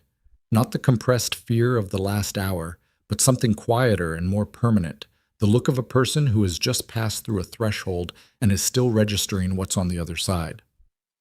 She's fine, Roman said. Then he said, she's better than fine. He hung up. He looked at her. He said, we still have to leave tonight. I know, she said. 7 hours north, the Upper Peninsula. I've never been. It's cold. I've been cold before. He nodded. He picked up the weapon from the dresser, checked it, safed it, tucked it into his jacket. He looked around the room, at the emergency lighting still throwing its thin warmth across the walls, at the window where Knox's man had stood with his weapon up, at the bed where Celina had sat and held a conversation with the man who had controlled her life for 4 years, with the steadiness of someone who had decided this was the last time she would be in a room with him and was going to make it count. The package you sent, he said. The package that canceled Knox's timeline tonight. The one that's sitting in 4 federal inboxes right now. Yes. It includes the Vale financial records. Yes, she said. I told you it did. My organization, my father's transactions. Yes. She looked at him directly. I told you what the price was when you said you wanted to dismantle it. You agreed. I know, he said. I'm not arguing. He held her gaze. I'm confirming. So we're both clear about what comes next. She looked at him, at the face of a man standing in the ruins of a decision he'd made with full information and no illusions about the cost. And something in her expression shifted again, the incremental shift that had been happening all night, each degree of it hard-won and real. We're clear, she said. The drive north began at 10:47 p.m. Roman drove. Celina sat in the passenger seat with her bag on the floor at her feet, and for the first hour neither of them spoke, which was not uncomfortable. It was the silence of 2 people who had been through something together and didn't need to perform the aftermath of it. Chicago fell behind them, and the highway opened up, and the sky above the Wisconsin border was clear and very dark, and full of the kind of stars that city people forget exist until they see them again. Moretti called at midnight. Knox cleared the building, he said. 2 men with him. The guards he put down are going to be fine. The one on the floor had a concussion. He's at Northwestern. He'll be out in 2 days. A pause. Danny Chu is in a room on the 8th floor. He hasn't spoken. Another pause. Roman. The federal contacts the woman reached out to. One of them called the main Vale line an hour ago. A woman named Supervisory Agent Diane Walsh, Organized Crime Division. She says she's been building a case on the Knox network for 3 years, and whatever was in the package is, she used the word comprehensive. Moretti's voice was careful. She wants to talk. Tell her we'll talk in 48 hours, Roman said. Tell her the witness is secure and the information is complete, and I will cooperate fully with the full scope of the investigation, including Vale financial records from 2014 onward. He paused. Tell her I said that specifically. She'll understand what it means. A long silence. You're really doing this, Moretti said. Quiet, not a question. Yes. Everything your father built. The part's worth keeping, Roman said. I'm keeping. The rest. He glanced at the dark highway ahead, at the long straight miles between Chicago and wherever the next version of things began. The rest was already over. I just hadn't admitted it yet. Moretti said nothing for a moment. Okay, he said finally. The same words Celina had said, the night of the photograph, when they'd settled what was going to happen. The word that meant, I don't agree with all of it, and I am choosing to continue regardless. Get some sleep, Frank, Roman said. Unlikely. A pause. Drive safe. Roman put the phone down. Outside, the Wisconsin darkness ran past at 70 miles an hour, flat farmland giving way to the first long runs of northern forest, pine and birch pressing in toward the road. The heater in the car ran at a low, even hum. Celina had her head turned slightly toward the window, watching the dark go by. After another hour, she said, the package included one other thing. Roman waited. The 2018 logistics records, she said. The specific transport, Cincinnati. I named it. He absorbed that. My father's transaction, he said. Yes. She didn't look away from the window. I needed you to know I didn't protect it. I couldn't protect it and keep any of the rest of it honest, so I didn't. She paused.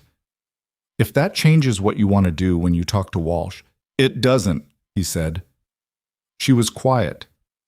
Celina. He said her name in the way that indicated he was about to say something that required her to actually look at him. She turned. He kept his eyes on the road. I'm not asking you to protect anything I built. I'm not asking you to manage what Walsh finds or how she uses it. The only thing I'm asking, he paused, is that when this is over and there's no more running and no more counting exits, you figure out what you actually want, not what's safe, not what's available, what you want. He paused again. And then you do that. The car moved through the dark. Celina turned back to the window. After a long time, she said quietly, I'm working on that too. The first real light of dawn found them on the Upper Peninsula Road, with the forest thick on both sides and the lake somewhere ahead, invisible but present. He could feel it in the air, pressure change, in the way the temperature dropped another 5 degrees, and the smell through the vents shifted from pine to something colder and deeper and very old. Celina had fallen asleep an hour earlier, her head against the window, one hand loose in her lap. She slept without the lights on for the first time since he'd known her. Roman drove. 70 miles from the property, his phone buzzed one last time before the signal dropped to nothing in the northern forest. A text from an unknown number. A 317 area code. 4 words. The names go wide tomorrow. Roman read it once. Put the phone face down on the console, looked at the road ahead, the straight dark line of it running into the tree line, into the morning, into whatever came next. He pressed the accelerator. Behind them, Chicago was already waking up. The elevated trains were cutting their orange scars through the morning. The building where Damian Knox had walked through a blackout and found that the woman he'd spent years trying to contain had spent 46 minutes building the specific instrument of his. The names went wide at 6:17 in the morning. Roman was parked at a gas station 40 miles south of the property when his phone caught a bar of signal and the notifications came through in a single compressed flood. 12 news alerts, 4 missed calls from numbers he didn't recognize, 1 from Moretti, and a text from the federal contact number Walsh had used to reach the main Vale line, containing only a case docket number and the words, "It's open. Thank you." He sat in the car with the engine running and the heat on and read through the first 3 alerts. The story had broken through a wire service at 6 a.m. on the basis of financial documents, shell company records, and a witness testimony package submitted to the Organized Crime Division of the Federal Prosecutor's Office at 4:58 that morning, timed, Roman understood, to land before the morning news cycle rather than after it, where it could be managed and softened by the institutional people Knox had described. The kind of people with the capability to make things disappear. The kind of people who were significantly harder to make things disappear for when those things had already been on every major newswire for 40 minutes. The story named 7 individuals in the first release: 2 sitting elected officials, 1 federal contractor, 1 senior administrator in a state law enforcement agency, 1 retired military officer with active consulting contracts, and 2 private equity principals whose firms had been laundering network proceeds through legitimate infrastructure projects for 11 years. It named the shell companies. It named the logistics routes. It named the properties. It named Damian Knox. It named Vincent Trask. It named, in a single paragraph near the end of the 3rd section, a reference to unnamed historical financial connections between the trafficking network and a Chicago-based organized crime entity under ongoing federal review, the Vale organization, described without specificity, but in language that told Roman exactly how Walsh intended to proceed. He read it twice. Then he put the phone in his jacket pocket and got out of the car and stood at the pump in the cold morning air and looked north at the tree line and let the temperature move through him the way it does when you've stopped trying to warm up and just let the cold be what it is. Behind him, the passenger door opened. Celina had been awake.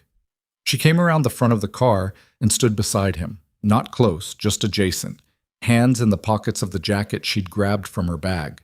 She looked at the tree line, too. Her breath made small, even shapes in the air. "It's out," he said. "I know. My phone caught signal, too." She paused.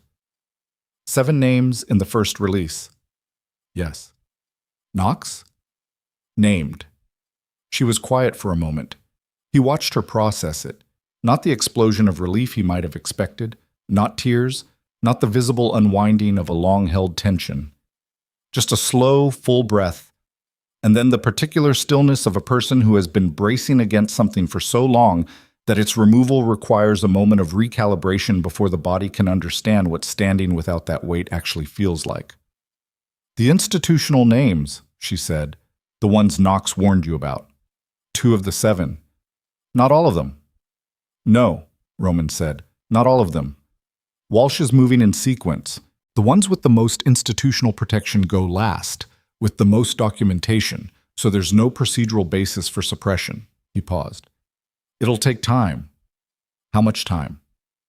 "Months. Maybe longer for some of them." He looked at her. "It won't be clean." "It's never clean," she said without bitterness. "Just fact. The kind of thing you say when you've been watching the world operate for long enough to have given up expecting it to perform the version of itself that promises clean outcomes." They stood there for another minute. A truck pulled in on the other side of the pump island, the driver moving with the brisk mechanical efficiency of someone who had been on the road since 4 a.m. and had 300 miles left. Normal morning, normal world, moving through itself without particular awareness that something had broken open 600 miles south that was going to rearrange a significant portion of what was considered settled and protected and untouchable. Roman paid for the gas. They got back in the car and drove north. The property emerged from the tree line at 8:41 a.m. A long gravel drive, birch trees on both sides with their white bark luminous in the morning light, and then the house itself, which was not the kind of thing Roman Vale was supposed to own. It was a modest structure by any standard: timber frame, wide porch, 3 bedrooms, a greenhouse addition on the east side that the previous owner had built for reasons Roman had never investigated and had maintained without fully understanding why. The lake was visible beyond the back tree line, gray-green and flat under the overcast sky, the shore maybe 200 yards through the trees. Celina got out of the car and stood in the gravel and looked at it. "It's smaller than I expected," she said. "Yes. That's not a complaint." She looked at the porch, the windows, the greenhouse glass catching what pale light the morning had available. It looks like somewhere a person could actually breathe. Roman unlocked the front door and they brought their bags inside. The house smelled of wood smoke and cold storage and pine, the smell of a place that had been closed for a season and was remembering how to be occupied. He turned the heat on, checked the water, found coffee in the back of a cabinet and made it in a percolator that belonged to a previous decade and worked exactly as it should. Celina sat at the kitchen table with her hands around the mug and looked out the window at the trees and the lake beyond them, and the morning light, thin as it was, came through the glass and touched her face, and she looked, Roman thought, like someone who had been running for so long that sitting still was a skill she was relearning from the beginning. He sat across from her. Neither of them spoke for a while, which was easy in the way that silences are easy when they've been earned rather than defaulted to. After some time, Celina said, "Walsh will want me in person." "Yes, in 48 hours, we agreed." "I'll do it. Testimony, deposition, whatever they need." She paused.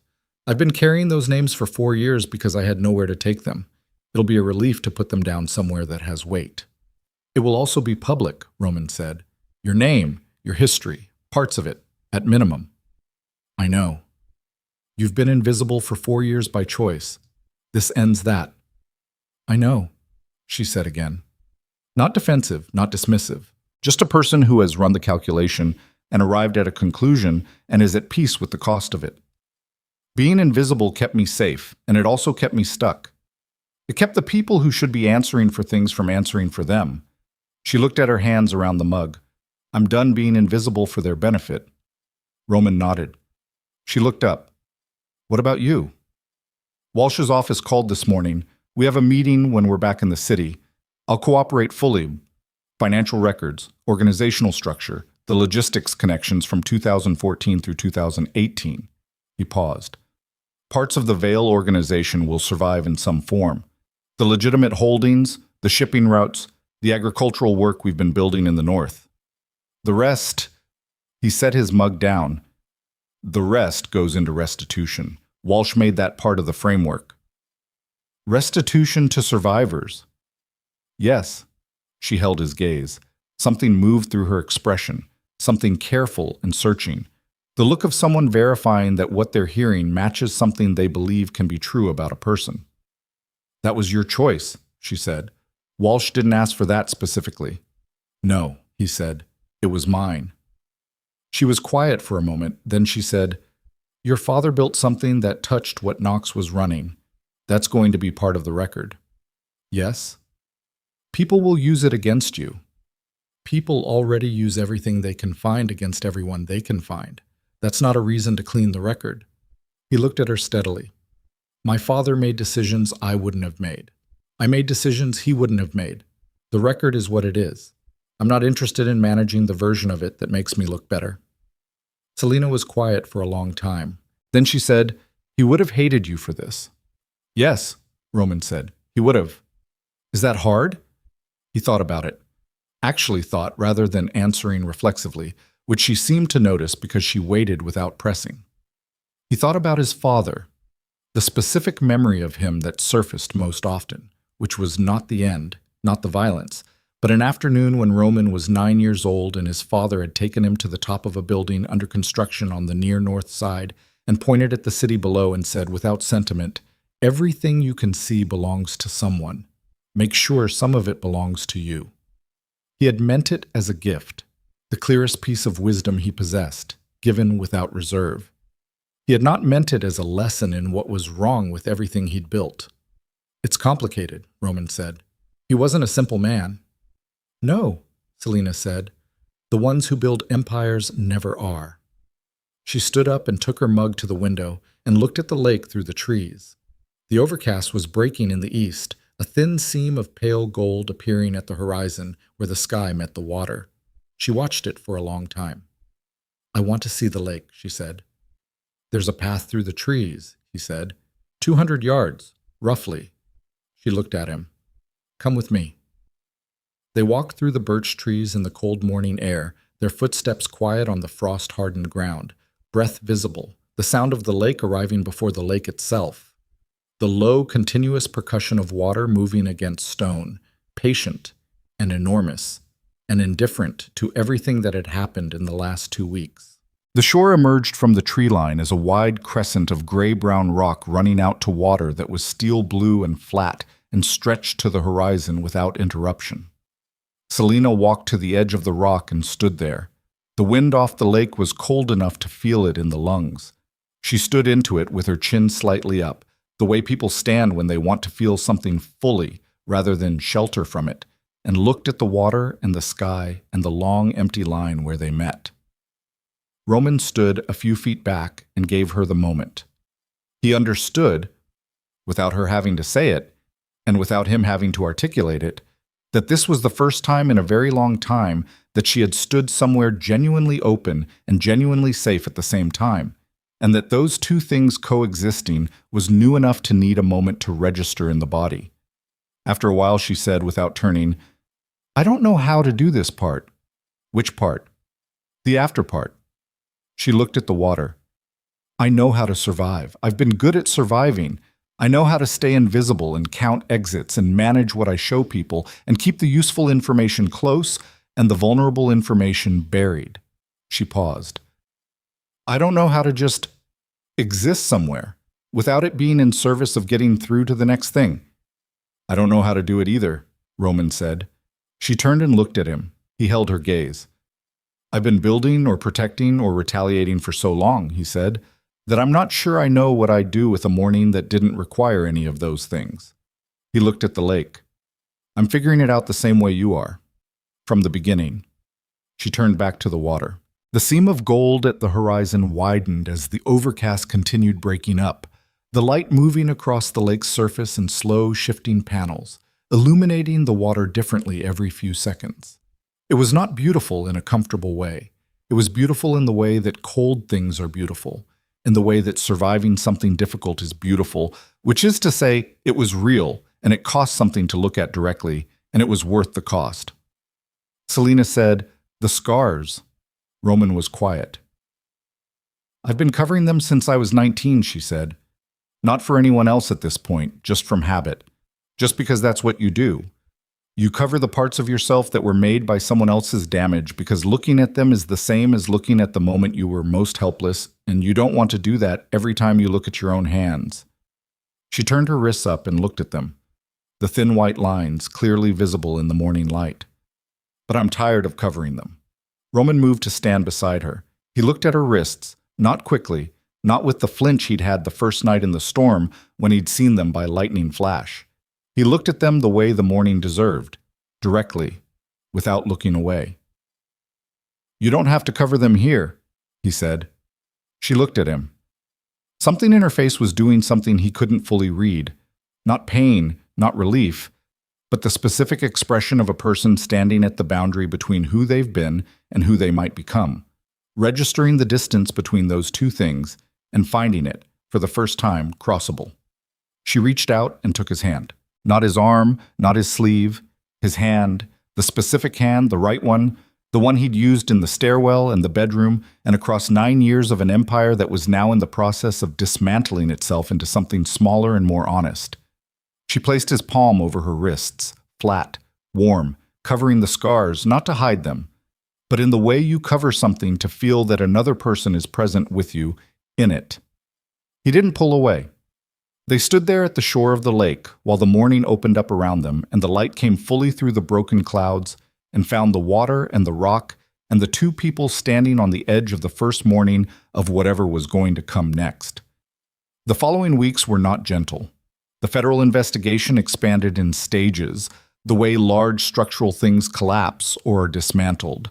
Not all at once, but in the specific sequence that the people doing the work determined was most efficient and least likely to allow the pieces to become weapons before they could be secured. Walsh moved methodically.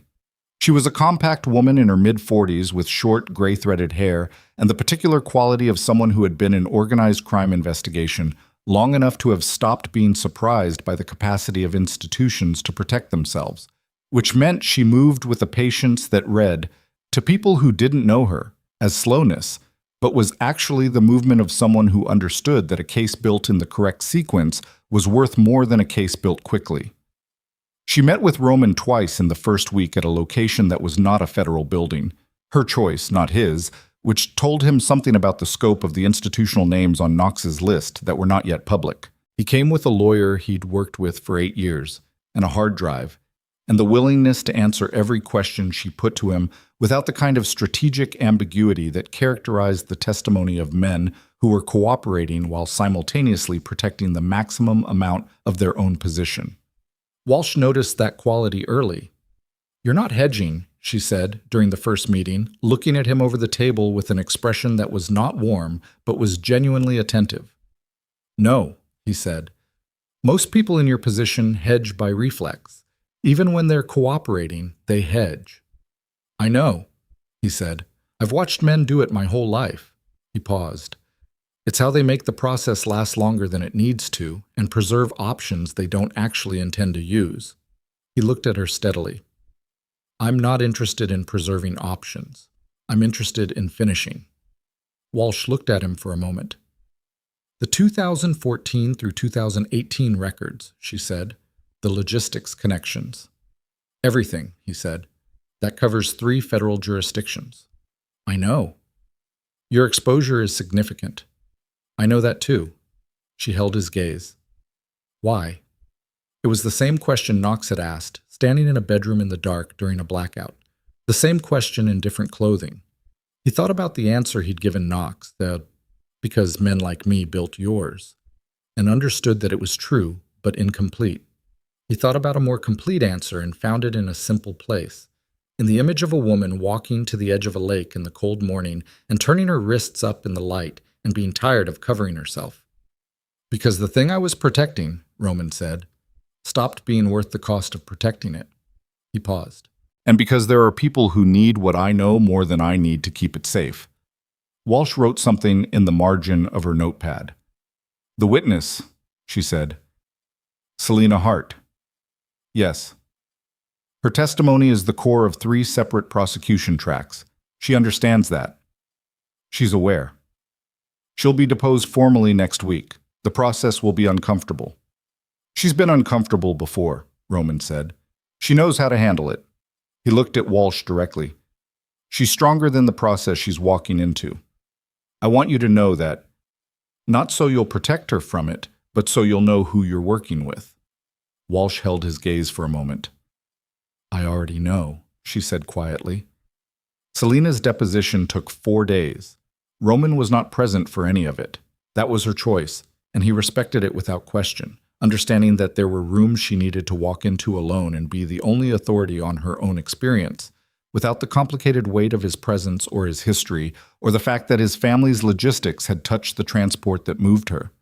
She walked into the federal building each morning with a lawyer Walsh's office had arranged, a woman named Sandra Leem who had spent 12 years doing witness advocacy, and she sat in a room with Walsh's team and talked for 4 days and put down everything she had been carrying since she was 16 years old in a form that had legal weight and institutional permanence and could not be managed or softened or made to disappear. Roman spent those 4 days at the Upper Peninsula property. He ran in the mornings on the shore road, long runs in the cold that burned his lungs and made his legs work until they stopped being a place where tension lived and became just mechanics again. He worked on the greenhouse, which needed the kind of physical attention that required a person to be present in their hands and their back and nowhere else. Broken panes replaced, frames re-anchored, the tomato vines that had been left to the season's end cut back and trained toward new frames he built from lumber he found in the barn. He worked until the light gave out, and then he ate and read and went to bed at a reasonable hour and slept, which was not something he'd done at a reasonable hour in years. Moretti called on the 3rd day. "Danny Chu entered a cooperation agreement this morning," he said. Roman was in the greenhouse. He set down the hammer he'd been using and looked at the row of frames in the afternoon light. "Walsh's office?" he said. "Yes." He named 2 additional institutional contacts in exchange for reduced exposure. Walsh got what she needed. A pause. He asked, through his lawyer, whether you intended to pursue separate action. "No," Roman said. "He'll hear that." "Good." Roman looked at the tomato vines, the new frames, the glass that let the pale November light through in long, quiet panels. He did what he did. Walsh deals with it. I don't have a separate interest in Danny Chu anymore. Moretti was quiet for a moment. That's growth, he said, dry as wood. Don't push it, Frank. A sound that might have been a laugh, brief and genuine. The Meridian Club property, Moretti said. The title cleared. The legal team is ready to transfer it to the Survivor Restitution Fund when you give the word. Give the word, Roman said. Done. A pause, the last one. Roman. The organization, what's left of it after Walsh finishes. The shipping routes, the agricultural projects, the rehabilitation housing. I want you to know that I'm still here for that work, whatever it becomes. Roman stood in the greenhouse for a moment, the cold glass behind him, the afternoon light going golden and low. I know, Frank, he said. I'm counting on it. Celina came back on the evening of the fourth day. He heard the car on the gravel drive and went to the porch, and she came up the steps with her bag over her shoulder and her face carrying the specific exhaustion of someone who has been intensely present in a room for 4 days and has nothing left to perform, no more composure to maintain, no more controlled surface to hold in place. She looked at him, and he could see how tired she was. Deeply, structurally tired, the kind that required time rather than sleep. He said, "How are you?" "Done," she said. It covered a lot of ground. "I'm done." "Come inside." She came inside and sat on the couch near the wood stove that he'd had going for the last hour. And she sat there with her boots still on and her head back and her eyes closed, and he brought her tea and sat in the chair across from her. And they stayed like that for a long time without speaking, while the fire moved in the stove and the lake made its constant sound outside in the dark. After a while, she said, with her eyes still closed, "Walsh said the first 3 prosecution tracks will be open before the end of the year. Knox is in custody in Cincinnati. They picked him up yesterday morning. The 2 institutional names from the first release entered their own attorneys into the process this morning, which Walsh says means they're looking at cooperation as their least bad option." She paused. She said the system is slow, and she said it without apology, which I respected. She said not all of it would end in the way it should, and she said that without apology too. She opened her eyes and looked at the ceiling. I believed her on both counts. "Yes," Roman said. "The 2018 transport." She looked at him then, directly. "Walsh has it in the record. Your father's logistics company is named. It's going to be public." "I know. Are you ready for that?" He thought about the answer honestly. He thought about the version of himself that had stood at a 43rd floor window a month ago and watched the city that his father had claimed and thought about empire and leverage and the calculation of other people's usefulness. He thought about what that man had been ready for and what he was ready for now, and found that the distance between them was real, but that the journey between them had not been clean, and he didn't intend to describe it as such. "I'm ready to let it be true," he said. "Ready is probably too strong." She looked at him for a moment. Then she said, "That's honest." "I'm working on that." The ghost of the not-quite smile moved through her face, the same one he'd seen in the apartment weeks ago, the reflex that she'd nearly trained out of herself. This time it lasted a half-second longer before it faded. "Roman," she said. "Yeah." "I don't know what this is." She said it plainly, without embarrassment, and without the kind of careful qualification that would have softened it. "Between you and me, I don't know what it is or what it's supposed to become. I know what it's been. It's been surviving the same thing from different sides." She looked at him. "I don't know if that's a foundation or just a shared scar." He held her gaze. "I don't know either," he said. "That doesn't bother you?" "It would have a month ago," he said.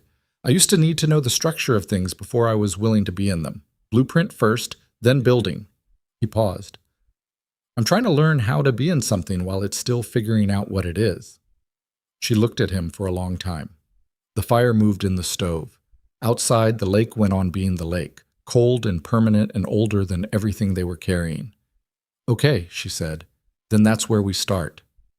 The winter came in full 3 weeks later, dropping the temperature into ranges that made the lake groan in the early mornings and layered ice along the shore in formations that were beautiful and entirely indifferent to beauty.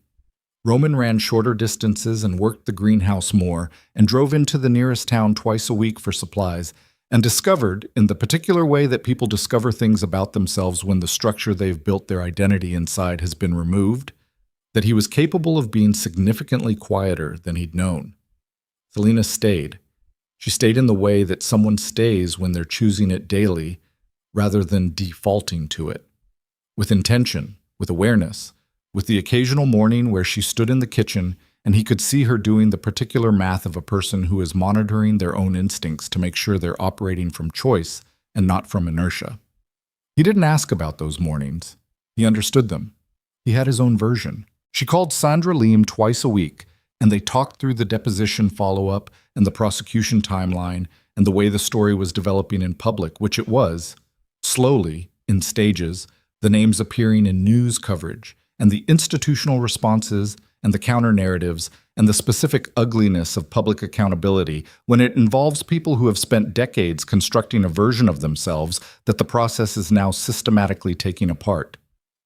She found a therapist in the nearest city, a woman named Dr. Okafor, and drove there on Tuesday afternoons.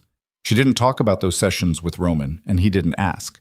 He understood that there were rooms inside a person that needed to be worked through without an audience, even an audience of one, even one who'd seen the scars. He found his own, eventually. A man named Dr. Parrish who worked with individuals navigating what he described in an intake form as significant life transition, which was, Roman thought, the most useful possible understatement for what was happening. He sat in the man's office once a week in the city during the days he was there for Walsh's process, and talked about his father and about empire, and about the specific difficulty of being the person who dismantles a thing they all so loved. Dr. Parrish said during the fourth session, "You keep describing it as a debt." "It is a debt," Roman said. "To whom?" Roman thought about it. "Everyone it cost," he said, "including me." Parrish wrote something. "Debts eventually get paid or they get written off. Which one are you working toward?" Roman sat with that for a moment. "I don't know yet," he said. "I'm still in the middle of paying." "That's honest," Parrish said. "I'm working on that," Roman said, and heard his own voice and thought of Celina in the firelight, and almost smiled. In February, the first major prosecution opened. The name was a sitting state senator, and the coverage was significant. Front page, sustained, the kind of public reckoning that had a specific weight, because the person in question had spent a career describing himself as a particular kind of man, and the evidence described someone entirely different. Walsh called Roman when it opened to tell him the deposition record had been central to the case architecture. "You did this," she said. "We did it," he said. "Mostly she did it." "I know," Walsh said. "I meant you collectively." He told Celina that evening. She was at the kitchen table with her coffee and the morning's light through the window, and when he told her, she was quiet for a moment and then nodded once, small and precise. "Good," she said. Just that. One word, carrying everything. In March, Knox's federal indictment was filed and covered 11 charges across 4 jurisdictions. 2 of the institutional names entered cooperation agreements in the same week. The network that had moved Celina from Indianapolis to Cincinnati in 2018 and operated for 11 years through private clubs and shell companies and charity foundations was, by the end of March, a matter of public record, a federal prosecution file, and a set of accounts whose remaining contents were being directed towards survivor services by order of a federal judge. On the evening the Knox indictment was filed, Roman stood in the greenhouse in the last light while the temperature outside dropped into single digits and looked at the rows of tomato vines climbing their new frames and the basil and the lemon trees in their containers, and thought about his father on the roof of an unfinished building, pointing at the city and saying, "Everything you can see belongs to someone." He thought about what belonging meant, what it cost, what it produced. He thought about what he was growing in a greenhouse in the Upper Peninsula, while the empire dismantled itself in federal courtrooms 600 miles south, and found that he didn't have a clean thought about it, that it was tangled and complicated and still cost something to look at directly, and found also that he could look at it directly, which was not nothing. Celina appeared at the greenhouse door. She was wearing a heavy sweater and her hair was loose, and she had 2 cups of something hot, and she came inside and closed the door behind her against the cold and stood among the vines and the lemon trees and looked at him with the expression that had been developing on her face over the course of the winter.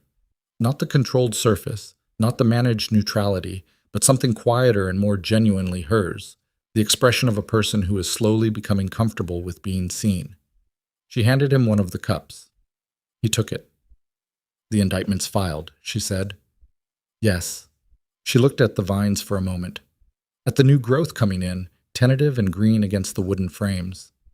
"It doesn't feel the way I thought it would." "How does it feel?" "Quieter," she said. "I thought it would feel like something finished, like a door closing." She looked at him. "It just feels like a morning." "Yes," he said. "Is that enough?" He looked at her. At the face that had been through everything he knew, it had been through and was standing in a greenhouse in February, holding a warm cup and asking a real question. "I think that's what enough actually feels like," he said. "Not a door, just a morning you can stand in without something chasing you through it." She held his gaze. Outside, the lake moved under its winter ice with the low sound it made all season. The deep structural sound of something enormous moving slowly, adjusting its weight, persisting. The cold pressed at the glass. The lemon tree in the corner had 2 small fruits on it, improbable and yellow against the gray light, growing in a climate that was not designed for them, which was its own kind of statement about what survives when it's tended to. Celina reached for his hand. He let her take it. They stood there in the greenhouse while the winter moved outside, and the light came through the glass in the particular way it does in February in the north, thin and honest and without any warmth to spare. And neither of them said anything else, because there was nothing left that needed to be said, only the ongoing work of being present in a morning that neither of them had been certain, at various points in the last year, they would live to stand in. The tomato vines climbed their frames. The lake persisted under the ice. And outside the glass, the world continued its enormous indifferent turning, and inside it, 2 people who had survived the worst of what it could produce stood in the quiet and held on.